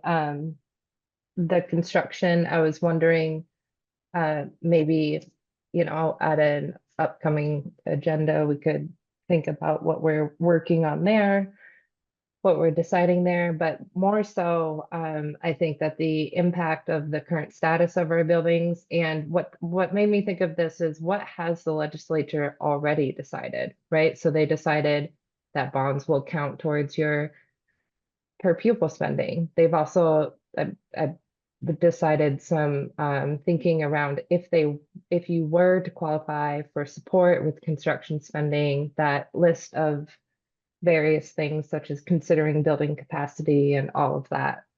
So I was wondering if there's been any more progress on either learning about when we might get PCB testing or what the needs of each building are, because I think that's a huge piece of the community engagement and thinking about our budget and long-term use of our facilities. So not that I expect an answer right now, but I do still look forward to hearing more about how our the needs of each of our buildings. I can give you some of that information. So in terms of the PCBs, the answer is nobody knows. We don't know when that testing is going to happen. We know that that's interesting. We know the testing has not been paused, and yet it is paused. We're currently not testing. Time has passed. Wasn't it in May? Was we scheduled in May of Well, this it's been year? pushed back a few times and we're past the most recent pushback time. haven't And we seen don't have a We haven't schedule. seen another pushback. We've just kind of We're moved past just it. past it now. Silently. So unknown in terms of the PCB testing. In terms of the facilities report, that is done. It just got transitioned from one format that I think would have been hard to share with everybody to a different format today. So I'm going to be reviewing that in the next couple of days. So between now and the next board meeting, you should have the facilities report. So I'm gonna send that out. We'll make it public as soon as it's ready to go so people can begin digesting. And then I'm sure that'll be a facilities and finance committee agenda item at some point, and then maybe to the whole board. But that's forthcoming pretty soon. So I'll dip my toe in the water in terms of brass tacks, like what kind of target makes sense from my perspective. And I'm currently sort of feeling comfortable in that 4 to 6% range, not simply because it's the middle of your chart, I promise you. But I think the rationale for that, and if I had to stake a claim right now, I'd say maybe the 6% might be a nice target. And the reason why I like that is it comes in under Scott's projected tax rate or tax increase, I think, for like the state. Right, so it shows that yes, costs are going up overall in the state, but we're doing our part to try to constrain ours such that we end up less than that projection. I think there's some value in that message. At what looks to be $1.8 million in reductions, which is a significant reduction. Again, not seeing where that will actually come out with now, but based on the charts that Patrick included in this presentation about class sizes and staffing levels, based on potential for one-time use from reserve funds and things like that. I would wager that we can get to that value, and it's not going to be easy, I'm sure, but that we could get to there where I start to get worried about the next 500,000 or the next million. Like the numbers there feel like we're pushing down pretty far on that chart or rating other monies that I know exist. So from my limited understanding, it feels like that range acknowledges these changes. The fact that $750,000 is an increase on healthcare alone year to year. Right, that was what you said, 750,000, like that's one line, that's more than one line on this chart, it's just that. And given that those are the expenses that we're dealing with, I find it hard to see how we get to 2 or 4 as the most impacted school. Knowing, for example, that at 6%, there's gonna be other towns, is the word we're looking for there, other towns that might be at 4 or might be at 5. And that may be palatable across. It might not be, but if it isn't, then I don't know what the cost of services become. I don't know how you thread that needle, at least for where I sit right now. I'm not gonna be convinced otherwise too, but felt like we should put a first line here and see what y'all think. So this target. This targeted spending includes the negotiated salary increases for next year? For the ones we know. So for support staff, because that is an Right. agreement that's settled, this applies that, and we don't know where the professional staff went, because that's something that will be negotiated this year. But is there like a guess? There's an assumption. It's an assumption. Yeah, so using the same, we applied where the support staff landed as a best guess. But who really knows? Can I ask another inexperienced question? This is, I guess I'm stuck on the fact that, maybe this isn't anybody's responsibility. I guess that that our fringe for employees are, 75% above what the standard is. You're saying it's 100% of what their salary is their fringe package. For some employees, it's in excess of 100%. Yeah, they're making 25,000, but the package is 50, yeah. Gotcha. Okay, So it's not for all.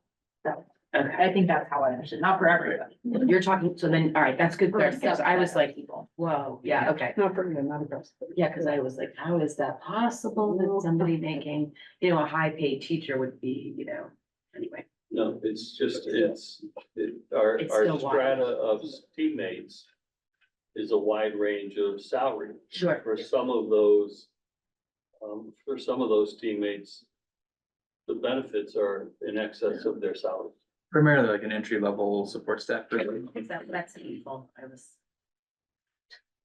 I can imagine you were really stewing for a little bit over there. As somebody who hires all the time, I was sitting here thinking like, oh my God.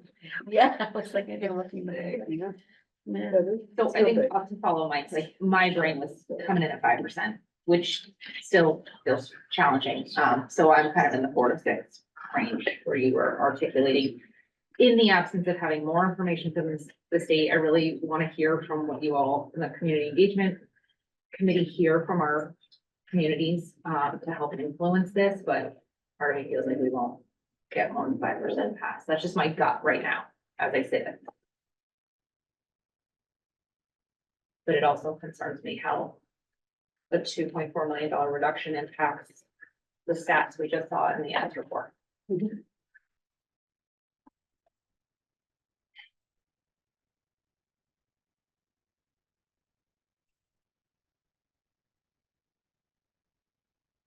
it feel like we're done with the update, the budget presentation, or do we need to keep stewing before we move down to the action item? The only piece that I'll just insert to be clear, and Mike alluded to it. It's rather unlikely that we achieve 1.8 million in savings and not impact staffing, given that that's 70% of the budget. As always, we try to do that in the least impactful way. How much we can achieve in an unimpactful way is the work that we're gonna set out for, but understand that that will be really hard. There's no way that won't be hard. Well, I think that just putting that on the table tonight makes a big difference, rather than springing it on staff in March. You know, they've got to know that we're up against a wall here, and this is what it looks like.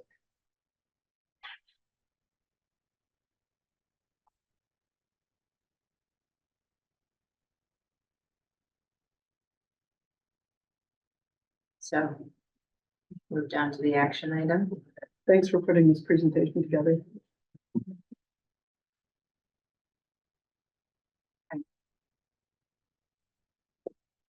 So we need an action to set the fiscal year 26 budget target.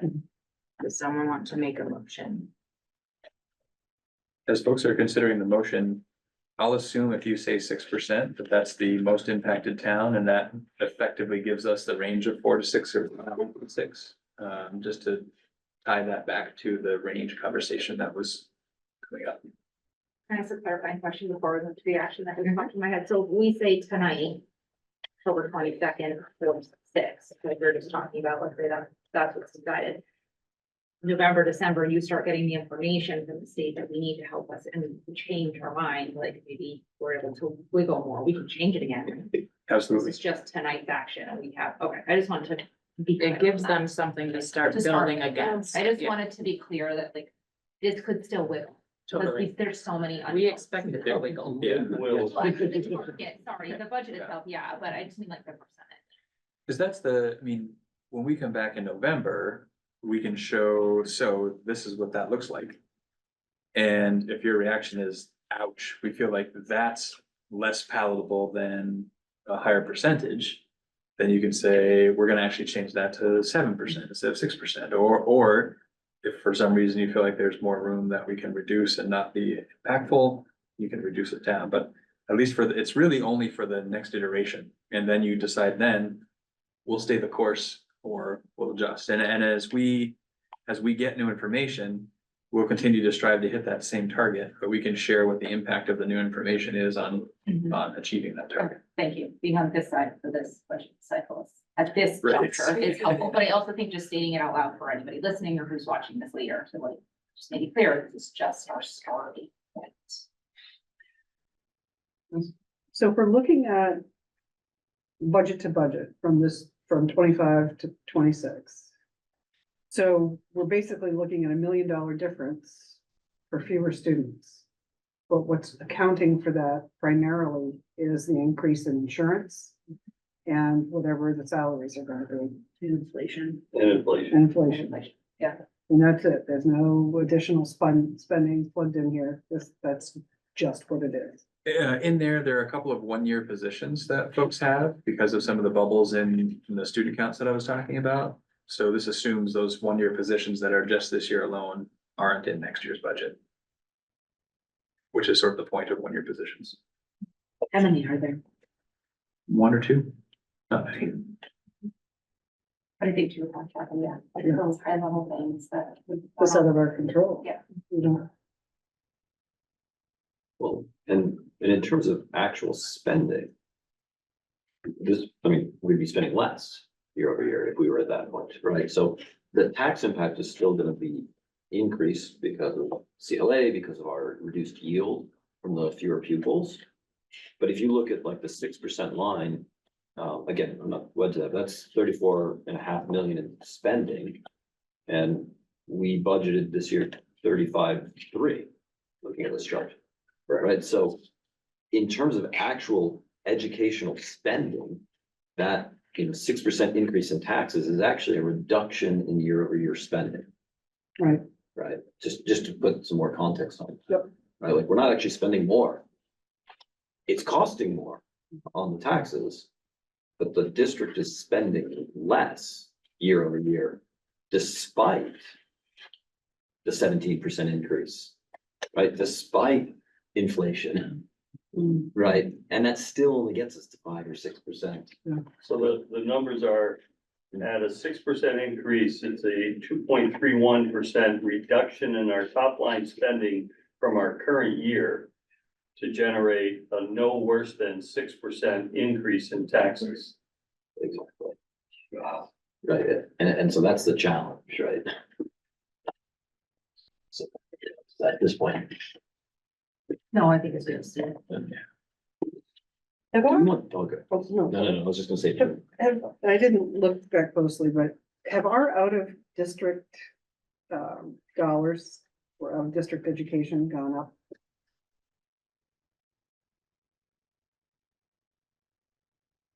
I would actually say they've decreased. They're out of district, the same as Oh, us. Beth is online. I believe it is true that we have fewer students placed out of district this year than we had, say, 2 or 3 years ago. Is that your understanding, Beth? Yeah, I believe we have fewer. We do have, yeah, we have fewer for sure. Now, the number of students and the number of dollars don't always Right, correlate Right. because it depends on where they Right. go. exactly. That's what I was saying. This is the expense.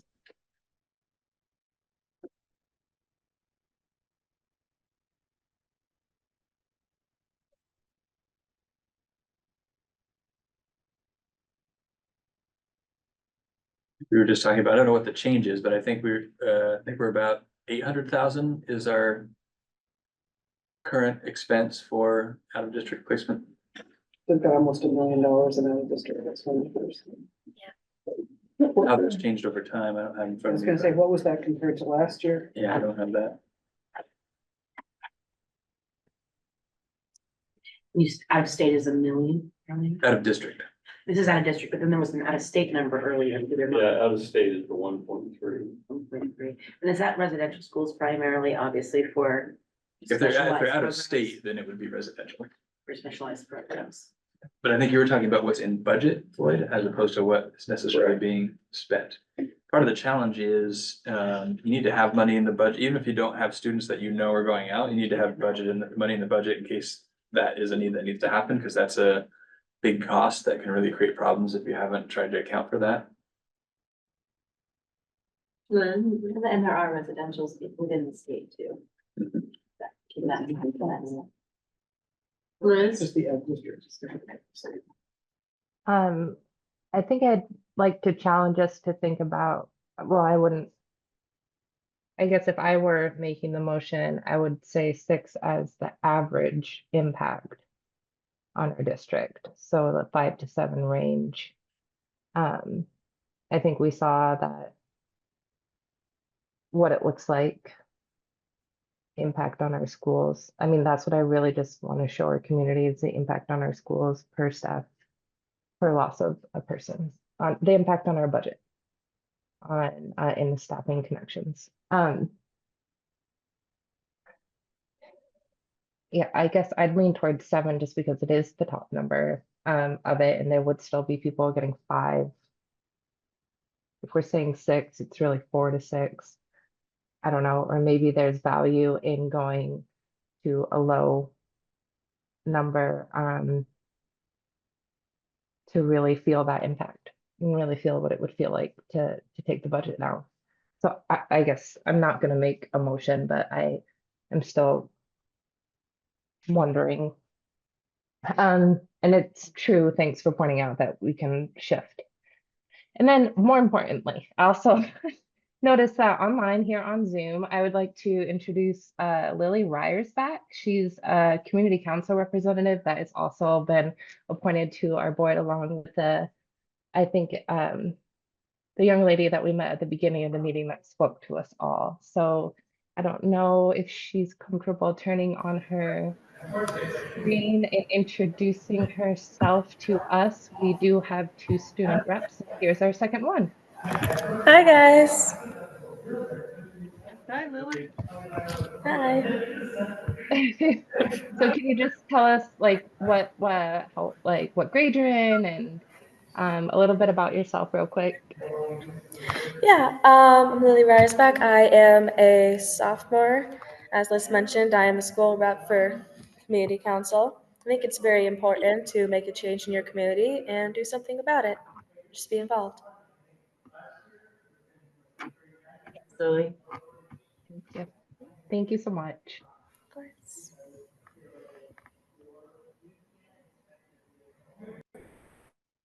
It gets hard to just like To make just a that motion one? of like this is the Yeah. thing and then everyone. So I jumps was along. taking notes as you guys were throwing ideas around, and it sounds like we're between 5 and 7. And so it's either 4 to 6 or 5 to 7 are the 2 ideas. So we could go around and do thumbs about which one feels better. At the end of it, though, if someone wants to be brave and set a target so that we can at least have something to throw some numbers against, that would be great. So if you want to put thumbs up, if you feel like 4 to 6 feels like the budget range we should set for, put a thumb up.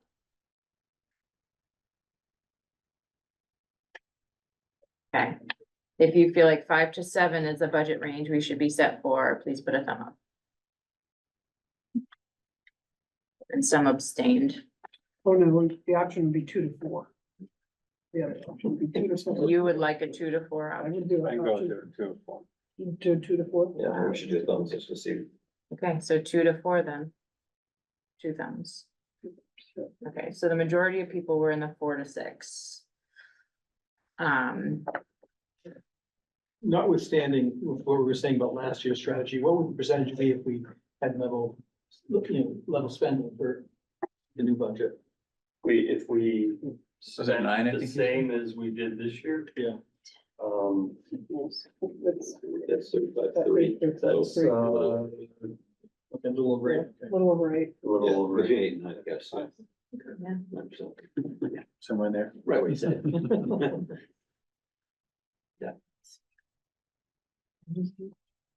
So there were 6 people who were for the 4 to 6, which is the majority. So again. Yeah. Place to start. See what it feels like, see what it looks like. Room to move, lots of pending information that we don't have. I'll make a motion. Okay, So, Mike. I move that we set the fiscal year 26 budget target, to produce a post CLA tax rate of no more than 6% in the most affected town. Second. Brad, a second. All those in favor? Oh, did you get that, Vicky, or would you like it? I think I have it, to set this FY 26 budget target to produce a post CLA tax rate of no more than 6% in the most affected town. Yes. Yeah. And that was Brad in second. Yes. Thanks, Vicky. All those in favor? Please say aye. Aye. Any opposed? Opposed, 1. Any abstentions? The motion passes. Good place to start. Well, that's exactly, it is a start. Yep. I'm sure of that. I think that one of the things that we've heard loud and clear from the community is just because we have the money, we've got to be very careful to orchestrate why we need that money. You know, to just say, oh yeah, 4 to 6% increase, well, why do we need that 40%? What's the outcome? What's the positive outcome? What's the net gain we're gonna get with fewer students? It's costing us more money. So we've got to craft that message very carefully. And I think some of that might fizzle out of the community engagement stuff that we're structuring, right? Okay. So we're into the board management and governance section now. And the next action item is to assign peer-to-peer partners, and I'll send this out too, but just so you all know, we're doing this a few times a year. It's just a way for us to all connect and do the evaluation, which you can find at the top of any agenda. There's a peer-to-peer evaluation process, so this would be on your own time. You meet up with a buddy, you talk things through. We got good feedback about this last time we did it. People seem to enjoy it. Enjoy my, yeah, some people forgot. That's an enthusiasm. Yeah. But if you could, please, it'd be super great. So I'm just gonna pair you as you're sort of sitting together. Again, I'll send this out, but Liz, if you could pair with Meredith, please. Barb and Justin, Kristen and Kathy, Sarah and Melissa, Kylie and Mike, and then Brad, I'll pair with you. Because we haven't even, we have one outstanding board member, so we're a board of 12 at the moment. So if in agreement, could I please get an action item to assign peer-to-peer partners? Melissa and Justin second. Do you need me to read those again? Or do you want to capture it? In the motion, or I don't think we need to. Okay, if you just provide them to, well, hang on, just do it again, I'll put it in there. You have Liz and Meredith, Liz and Meredith. Barb and Justin. Yes, Kristen and. Kathy. Yep. Sarah, Melissa, Kylie, Mike, Yeah. Yes. and then Brad and me. What about? Okay, got it. Where, yeah, okay. Got it. All those in favor of setting the peer-to-peer partners, please say aye. Aye. Any opposed? Who seconded that? Justin. Okay, we'll move down to action item C, which is to assign a board member to the Community Engagement Committee, and that would be Meredith. So if I could get an action item, please. A motion, please. Sorry. Sarah, I'll second. and then Kristen. All those in favor of assigning Meredith to the Community Engagement Committee, please say aye. Aye. Any opposed? Any abstentions? Okay. The fourth action is to appoint a board member to the Hannaford Career Center Board. So before we dig in, I'll just set some context, which was we asked Patrick to figure out whether or not a board member had to be assigned to this or whether a community member could be. The answer was it's up to the Career Center Board. Career Center Board says it has to be a board member from MAUSD. Perhaps I was gonna suggest Steve. Yeah. So. I could almost imagine an answer. Automatic. Yeah. You make that call. So we have to appoint someone, and we've been without a person for quite a few months now. And they're anxious to get a rep Yes, from this board. yeah. Which I, Brush us on the commitment on that one, please. they meet twice a month like we do, sort of the same commitment level. And there are some subcommittees, I think there are some expectations to participate in Yeah. the committee. Yes. Pretty similar to this committee.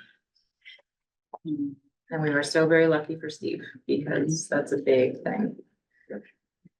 But we have to appoint somebody. I think they did just recently settle their negotiation, so I don't think there's negotiations, so that's at least for a little while.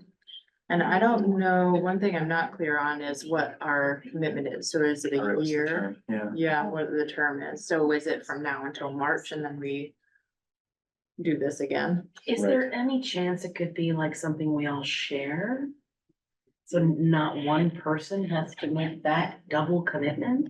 Like we say, we're gonna take Yeah. a month and a report back or something? I'm Probably not. happy to ask the question, but I think it's very, Just a very. huge commitment like this, or we'd all be doubling up, but I don't love this. I do actually, but twice a month would be challenging. Yep. Not to deter any of you, but really. I don't know the answer to that question, if we could share it. I doubt it's actually allowed. And then even if it was, what's the ability to be a Effective. significantly contributing member? Yeah. Well, I think, and it makes me think of when we had, trying to remember who it was. It was somebody that we're talking to for a potential board position, and they had asked the question, can we share can there be two people? And it was just like, It was Brittany, Hill. Well, I mean, presumably, if one of us is on the board, we get something out of that too. So I mean, Right. it seems to me Sure. that, Yeah. it seems to me that it wouldn't be a very effective relationship. Yeah. if we're Sharing it. yeah. Agreed. Maybe we Why should- nominate maybe we should Brad? draw straws. Whoever gets the low for a straw. I know, that's a little Russian, what, right? Sorry. And I don't think you get to appoint the vacant seat either. So we'll just take that out. I'm sorry, I didn't. The vacant Starksboro seat, you can't appoint that. You can't avoid that, Chair. I was looking for somebody who maybe wasn't in attendance. Yeah. The newest member. Well, there is one person who is. All of a sudden, we have another Yes, I mean, you know, I know Steve did this for a long time and we get occasional reports from them. I guess I don't understand the structure per se, like what a member from each district like has, what their say is in that board, and I guess trying to figure out, like, there's obviously reticence around the table to essentially do school boards. I'm wondering, sorry to cut you Yeah. off, if it might be a good idea to invite Kim Sure. and say, you know, we're having a tough time coming up with a group decision about who's gonna sit here. Could you talk to us about all these things? Because it does feel like dual duty. So Kim Farnham is the community member for our school district, and then in addition to that seat, it would be the Chair. board member seat. Right, she's the She's chair. the chair of that board. So we could table this item and I could reach out to Kim and ask that question. Well, I think it's gonna be this, I mean, it's gonna be the same level of interaction that we've got here. I mean, that's just it. The bottom line is the workload is the workload. And they're working through similar struggles Yeah. with facilities needs and staffing levels and declining enrollment. Very different, very different funding. So in terms of probably the most dramatic difference, like the funding mechanism for CTE centers is significantly different than funding for K-12 public ed. Liz? Yeah, I mean, it would still be nice to have Kim. I mean, I obviously would. I would like to know if they accept board members attending on Zoom, you know, like, so having her here just to connect with us a little bit would be great. I would like you to invite her. That would be, thank you. And I think we have enough new board members too, where it would just be helpful context, like what exactly is it all about?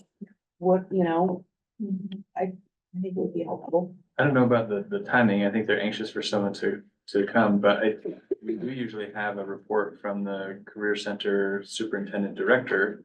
So our Career Center is one of, I think, 3 or 4 in the state that is an independent career center that has its own, that is its own district and has its own superintendent and whatnot. Others are more of a regional that are governed differently. So that's sort of unique to it. But we get a report from their superintendent director each year. I wonder about dovetailing. Here's what it's like to be a board member and here's what happens at the career center. Yeah. In the same presentation, whether that's November, December. Yeah.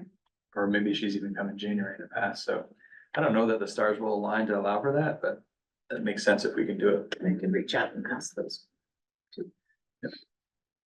We don't meet on the same nights that they do, right? Don't think So, so. because Steve was able to do it, so. It's on the website, their schedule, they have committees as well, just like we do, so Wednesday nights and Thursday nights, it's like third Thursday. Do they do hybrid minutes? Doesn't say that here, but I wonder if that. Can't imagine they don't, like that just, I think that's become the common expectation, but it'd be good to get clarity. So. Someone want to motion to table that? So Kathy, I'll second.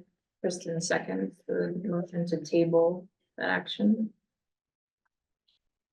All those in favor of tabling the action item to appoint a board member, please say aye. Aye. Any opposed? Would it be, to meet with Kim, would that be considered a MAUSD board meeting? It's just an informational session? Or would you just invite her to a meeting? Or Well, I'll ask about, set up a conference call and all of us, you know. We could warn it We and could still warn do it all virtually. Yeah. Actually, we might have to have a physical location, but only one person has to be there, so we can make the physical location central office.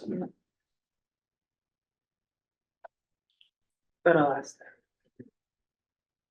Because if it makes sense, like Patrick said, to put those things together where they're already in and blah, blah, blah. It also seems, Yeah. we need to decide sooner rather than Yeah. later. I think Kim usually attends when their superintendent director Yes. comes, so should be usually coming anyway. Remote access is available until on Thursdays and they start at 5 o'clock. I'm sorry? What time? 5 o'clock. So we'll move down the list then. Action item E is to approve for posting, policies B1, B2, and B4. Can I get a motion, please? So moved. Melissa, a second? Second. Barb seconds. So discussion, anyone have any questions about these? So this would just approve these for posting, they'd be posted, I think the minimum is 7 days, right? 10 days. And that would be moved for, Oh, so the only thing I'd add Mhm. on B4, there's this SR note yep. we on can- there. We will edit these and the dates at the bottom also have to be, so the date warned and date adopted also have to be added. So we will take out that, we will clean this up and then before we post them out, yeah. Okay, so the motions we're approving for posting after editing, Yes, not to be Well- a stickler on that, but like, I'm assuming this is not actually getting posted with that. correct. It will not be posted with that. So This could be approved for posting as edited. as Perfect. edited. could that be like a friendly amendment? You guys okay with that? Yeah. Is that- Yeah. Okay, Yeah. so we don't have to go through that mess, but just to have on the record that we're Thank you, not Mike. changing it after the fact. I appreciate that. Yeah, Thank of you. course. Okay. All those in favor with the friendly amendment? Please say aye. Aye. Any opposed? Any abstentions? Okay. Okay. F, action item, career change incentive. I can set some context for that. Okay. So in the collective bargaining agreement, there is a career change incentive that is the equivalent of 2/3 of the person who would be changing careers salary. So that's somewhere in the neighborhood of $65,000, typically. And those funds can be used to purchase airtime in the Vermont State Teachers Retirement System. They can be used to purchase health insurance. They can be used just sort of as a cash payout. The health insurance and the airtime is sort of a one-time expense, like, so we expended that all at once. If it's the sort of the cash out option, that's paid out over 3 years, I think 3, not 4, 3.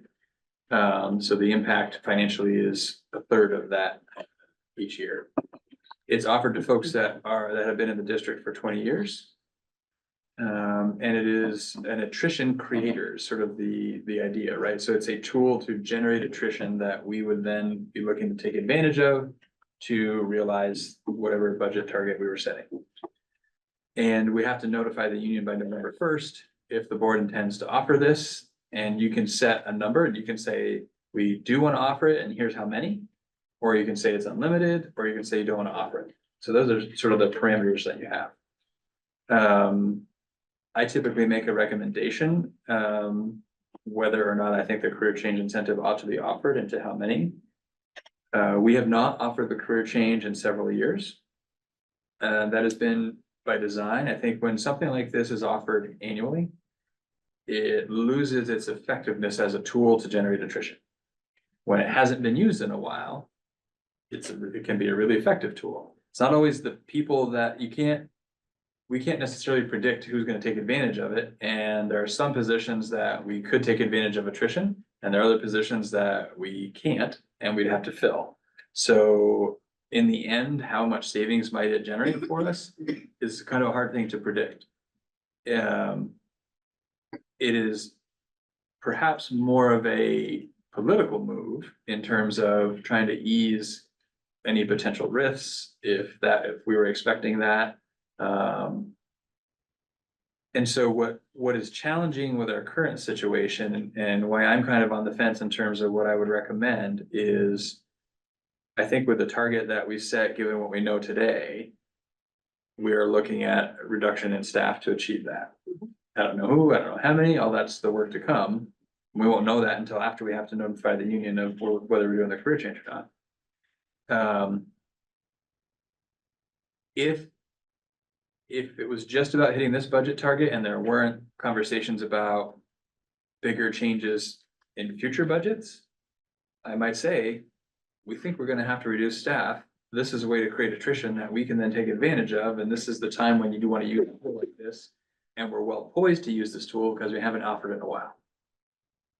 My only hesitation is if we offer it this year, when we haven't made decisions about any big changes, and then we make decisions about big changes, we've now reduced the efficacy of the tool that we have available to us to ease that transition. So, all that said, I think I would recommend not offering the career change, because we know those conversations are forthcoming about something bigger. And to have that tool available to us for the something bigger is a good thing, and I think it outweighs using it now, but I'm on the fence. When was the last time it was used? We'd have to look, I'd say Yeah. more than 5 years. 4 years ago, 22. And how much participation was there? Have to look it up. Do you have that? 2, 3, I don't have 5? A handful, yeah, it's not dozens, it's a handful probably. And in that initial year, I think it was not quite break even for us. Because we had money going out the door to incentivize, and not all of the positions were able to take advantage of attrition, so we had to fill some of them. Yeah, the real savings are if you're not gonna fill a position that becomes vacated. And it can cost more if you're hiring somebody that has some experience and more degrees or education, so it can definitely cost more, it can go the opposite direction. Can you change the terms of it? Through a side letter, but they're written into the agreement, so unless there's a side letter, they are not able to be changed. What were the general demographics of our team? Skewed higher in age or lower? I think we have a pretty healthy mix. I think we definitely have some folks that would be eligible to take advantage of this. I couldn't tell you how many. And the other thing that's hard to know is how many of them would have retired anyway if we didn't offer this. Right. And so now what might have been $100,000 in savings, or if it's a sort of on the upper end of the pay scale, which is typically the folks that are retiring, right? That could be more like $130,000, $140,000. That if we don't fill and we didn't have a career change, that we realize all of those savings. So yeah, it's really hard to say. I would move that we not offer a career change incentive. Second, Second. any other discussion?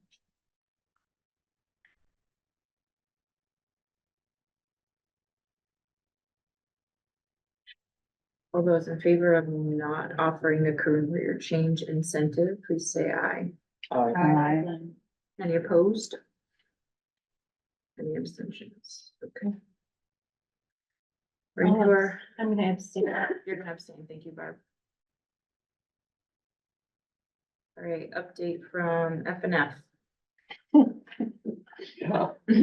Well, you've already got a little bit of this from us, but maybe just to kind of give you a quick walkthrough of an agenda. The maybe first half of the meeting, we spent really discussing with Patrick and Floyd steps that we might take to improve the ability for this subcommittee to do the really important monitoring that's been entrusted to that. And so this went across a couple of different levels, but really focused on sort of budget deviance that's resulted in Floyd, as you saw, nicely moving some of those kind of bigger deviances to notes in the front of the financial update so that it's a little bit more approachable for those of us who aren't comfortable in the weeds of those financial reports. And then discussions about long-term capital plans and sort of a timeline where we might, as a subcommittee, be involved in sort of the envisioning of how, or at least understanding what those plans are looking like so that we can kind of monitor progress towards maintaining facilities. That was the kind of monitoring approach. And then, as we alluded to a little bit earlier in the meeting today, we continued to sort of turn over stones looking for short-term changes that might result in budget reductions that we thought could be implemented with either improvements or at least maintaining student support and services. And we feel like at this point, we've kind of struck out of, maybe I don't want to speak too much, but we're running out of short-term ideas that are significant cost savers that still maintain those services. Not to say that we aren't going to continue looking, but between sixth grade, between central office, that there really didn't seem to be a very clear plan there. So we sort of brainstormed again with Patrick, and then this is transitioned into conversations with the community engagement about like, how do we really think about long-term steps for achieving sort of financial stability and also student services. That also gets it.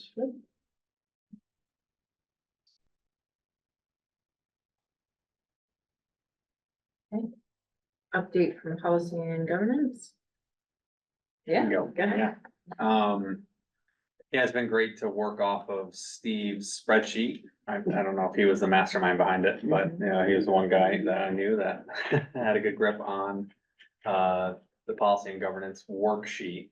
So last meeting, we spent time just went through every single line item, and if it was ready for Patrick's review, we sent it over that way. And like this meeting, we had 3 to approve for you for the total board. So you know, moving forward, I don't know if anything's popped up that needs immediate attention, but I think we're just working through that list to get things updated from 2018, I think, is when the last time it was updated, or when the merger happened, so. Yeah, and even a lot of them predated 2018. They were just readopted when we became a different district. Yeah. Yeah, I So, think the only 2 outside of that is a wellness policy, which has changed. There's a new model policy for that. And then Title IX has been changing, so we're just keeping our eye on that or any model policy coming up for that.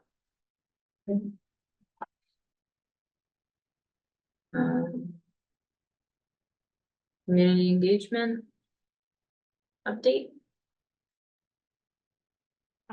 For community engagement, I guess because we had heard more from facilities and finance earlier, but also for policy, I did have a question. Are you guys next year in the summer? I think there's the input, like we're expected to start following the new governance standards. Are you guys also kind of taking a look at that and what that means for us? I did do the watch the VSBA webinar on it, but I didn't really get a lot of information from that, I didn't feel. So are you guys also kind of taking a look there for us? Yeah, we haven't talked about that yet, but that is something we need to talk about. the district quality standards, is that what you're referring to? Yeah. Just, I guess I don't understand it and haven't looked deeply, so I'll appreciate learning more about that from you guys. That's a good note. Thank you. Thanks. And community engagement, I'm really excited about what we're doing. Our group is really strong, and I think we're going to make some good progress on earlier this year. And so what our upcoming event, Meredith offered to that she facilitates Zoom meetings and coordinates them, and she's going to facilitate a virtual community engagement session on the 29th, which is really exciting, with 2 questions: what's going well, and where's the room for growth, and have some breakout sessions, and maybe go back into groups and say, what could we do to help make progress in the areas where we could grow. So I'm really excited about that kind of opening, because it's very broad and it's very, it allows everybody to bring to the table whatever might be on their mind. And so we kind of almost have parallel goals. One is just that open community engagement, and another one is setting up for our budget season. And I really appreciated back again, Beth had said the idea of making the sausage was what our community was looking for, and that just resonates with me a lot about how we go about building a budget and what we look at while we do. So we haven't thoroughly planned it yet, but we do have a date for November 12th, probably district-wide. I still need to reach out to MAUSD and get a space and see if there's a presentation we could use. So it's really not fleshed out at this moment, but we would like to work on that. And I think it's just putting aside perfection for just opportunity and prioritizing opportunity. And we are going to start planning in after that, really start looking at community conversations that will be able to be advertised this year, this spring, for next fall. So dates that are pre-picked out. So it always feels like we're catching up and running behind, and trying to say, well, how do we get the word out quick enough, well enough, thorough enough for people to really plan and know, hey, this is going to happen on an annual basis. So what we're hoping is this spring, our focus will be planning engagement for next fall.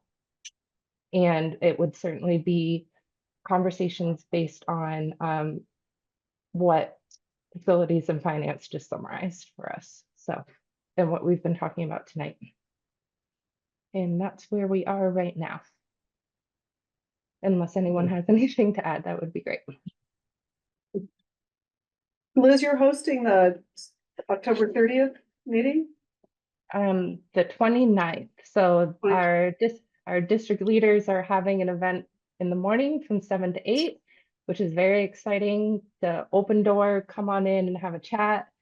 And that evening from 7 to 8:30, it's a virtual Zoom for anyone to just Zoom in, and it's a strength of Meredith to host that and get us all set into breakout rooms appropriately and kind of guide us through that work. So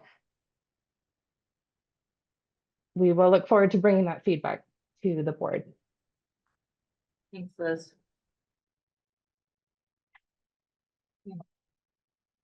The last update we have is that I know that policy and governance, we moved our committee meeting from November 5th to November 12th, and we did that because of voting day. Are any other committees moved?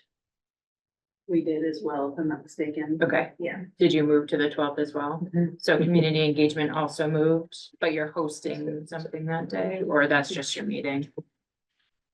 I think we probably should. So Yeah. we'll send an email and make sure we can do that, but Okay. we'll get that to Jennifer ASAP. Okay. Yeah. Thanks. All right. That was it. All right. So I will open the floor for public comment. Nod. Okay.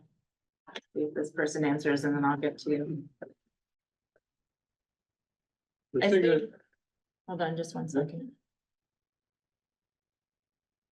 They didn't answer. Okay, do you want to just state your name for Yeah, us? my and name is Wilfried Hensch and I'm resident of Bristol. I followed the discussion about the setting of targets for the next year's budget. It was a very, very interesting discussion. If we look what went down last year, we ended up with an increase between, I don't know, what was quoted there, about 8% or something roughly, right? If we come with a 6% increase for the coming year, this definitely will be voted down right away, right? Because people want to see that you worked hard, give them what they think they deserve, less taxes. I would advocate, as not a board member, but as a public representative here, that you set a target of 4% and see where it comes out. And if it's horrible, and if you cannot work this district within this target, you have to move up. But then you have a base for a very good argument to move up. If you start on the high side, you will not have that argument because you don't know how much it hurts. This is my feedback on you with respect setting a target for next year's budget. Thank you. Thank you very much. Someone on Zoom named Nod, you have your hand up? Yeah, I have a question. These meetings are being recorded, and I saw a link fishing through the Mount Abe website that there's a link to meetings in NEAT, and the last one in there was Patrick's 6 months ago. And I'm wondering, these meetings are being recorded. Can those recordings, can there be a link where you put the all the past agendas and current agendas and previous meeting minutes? Can there be a link right there where I can go and record these and I can just listen to it? I don't not necessarily want to watch them. I just want to listen to them. Yeah, thanks for that feedback. We're working on making it much more user friendly. Any other public comment? Okay. So we are in need of an executive session under T1 VSA 5313A3, and that's for the appointment or employment or evaluation of public officer and employee.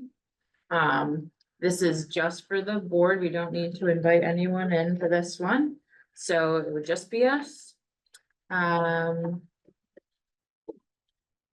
can I get a motion to enter executive session at So moved. 8:48, Cassie and Sarah second. All those in favor of entering executive at 8:48 PM, please say aye. Aye. Any opposed?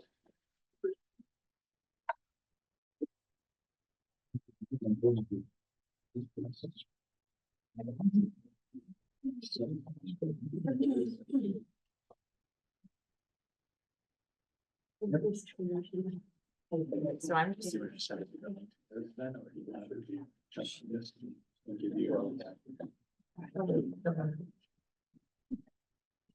If you jump onto Zoom, I can give you full motion permissions. Actually. Did they all?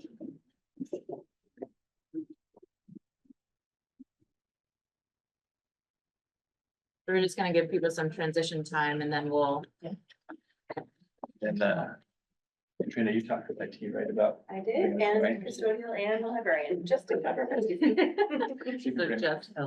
just. Right? I said if you could just check and make sure, I know Erin, you know how to kind of. cut things Okay. away.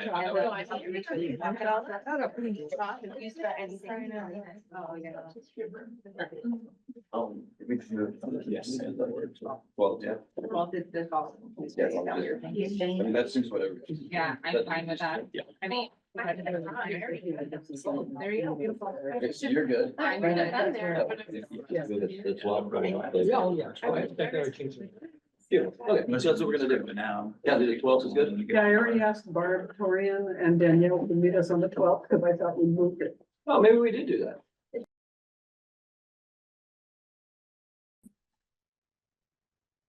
Okay, so we're out of executive at 9:13.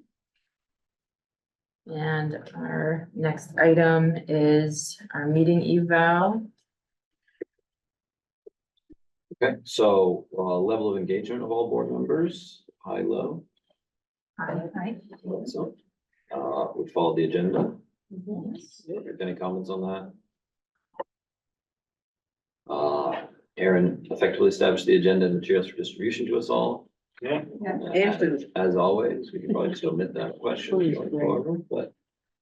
The chair effective in fostering a professional culture regarding fair and open deliberation, full participation of all members, and ensuring integrity of the board process. Yeah, for sure. Okay, really, yeah, any real comments as you see fit, but I think that's the case. I think, Can we just cut and paste this thing and you just use the same one? I mean, every well, I, Get a template and change it. Exactly. Never. Just change the date. And the person. Right. yeah, I mean, I do feel like talking about kind of culture with Patrick, the culture here, like. Yeah. The ease at which we move through this and the way that dialogue happens in these meetings, like reflects, like, exactly, so there's a good culture. So, other feedback, for anyone, for the chair? Thanks for dinner and stuff. Yeah. Oh, yeah. Yeah. Thanks for dinner. Food was much appreciated. Beautiful. What went well with the meeting? Anything you want to highlight? I've got some lists for the highlights that I send to you after. That's the plan. Yeah. go I ahead. thought the public comment was good. Yeah. Yeah. Yeah. Yeah. Productive public comment. Loved hearing from Up for Learning, the student voices. Yeah. Student voices was really nice. That was a good subcommittee, like recap. Yeah, so committee, yeah, I feel pretty up to date with what recaps, beautiful. Good. And any suggestions for future meetings? I have a suggestion.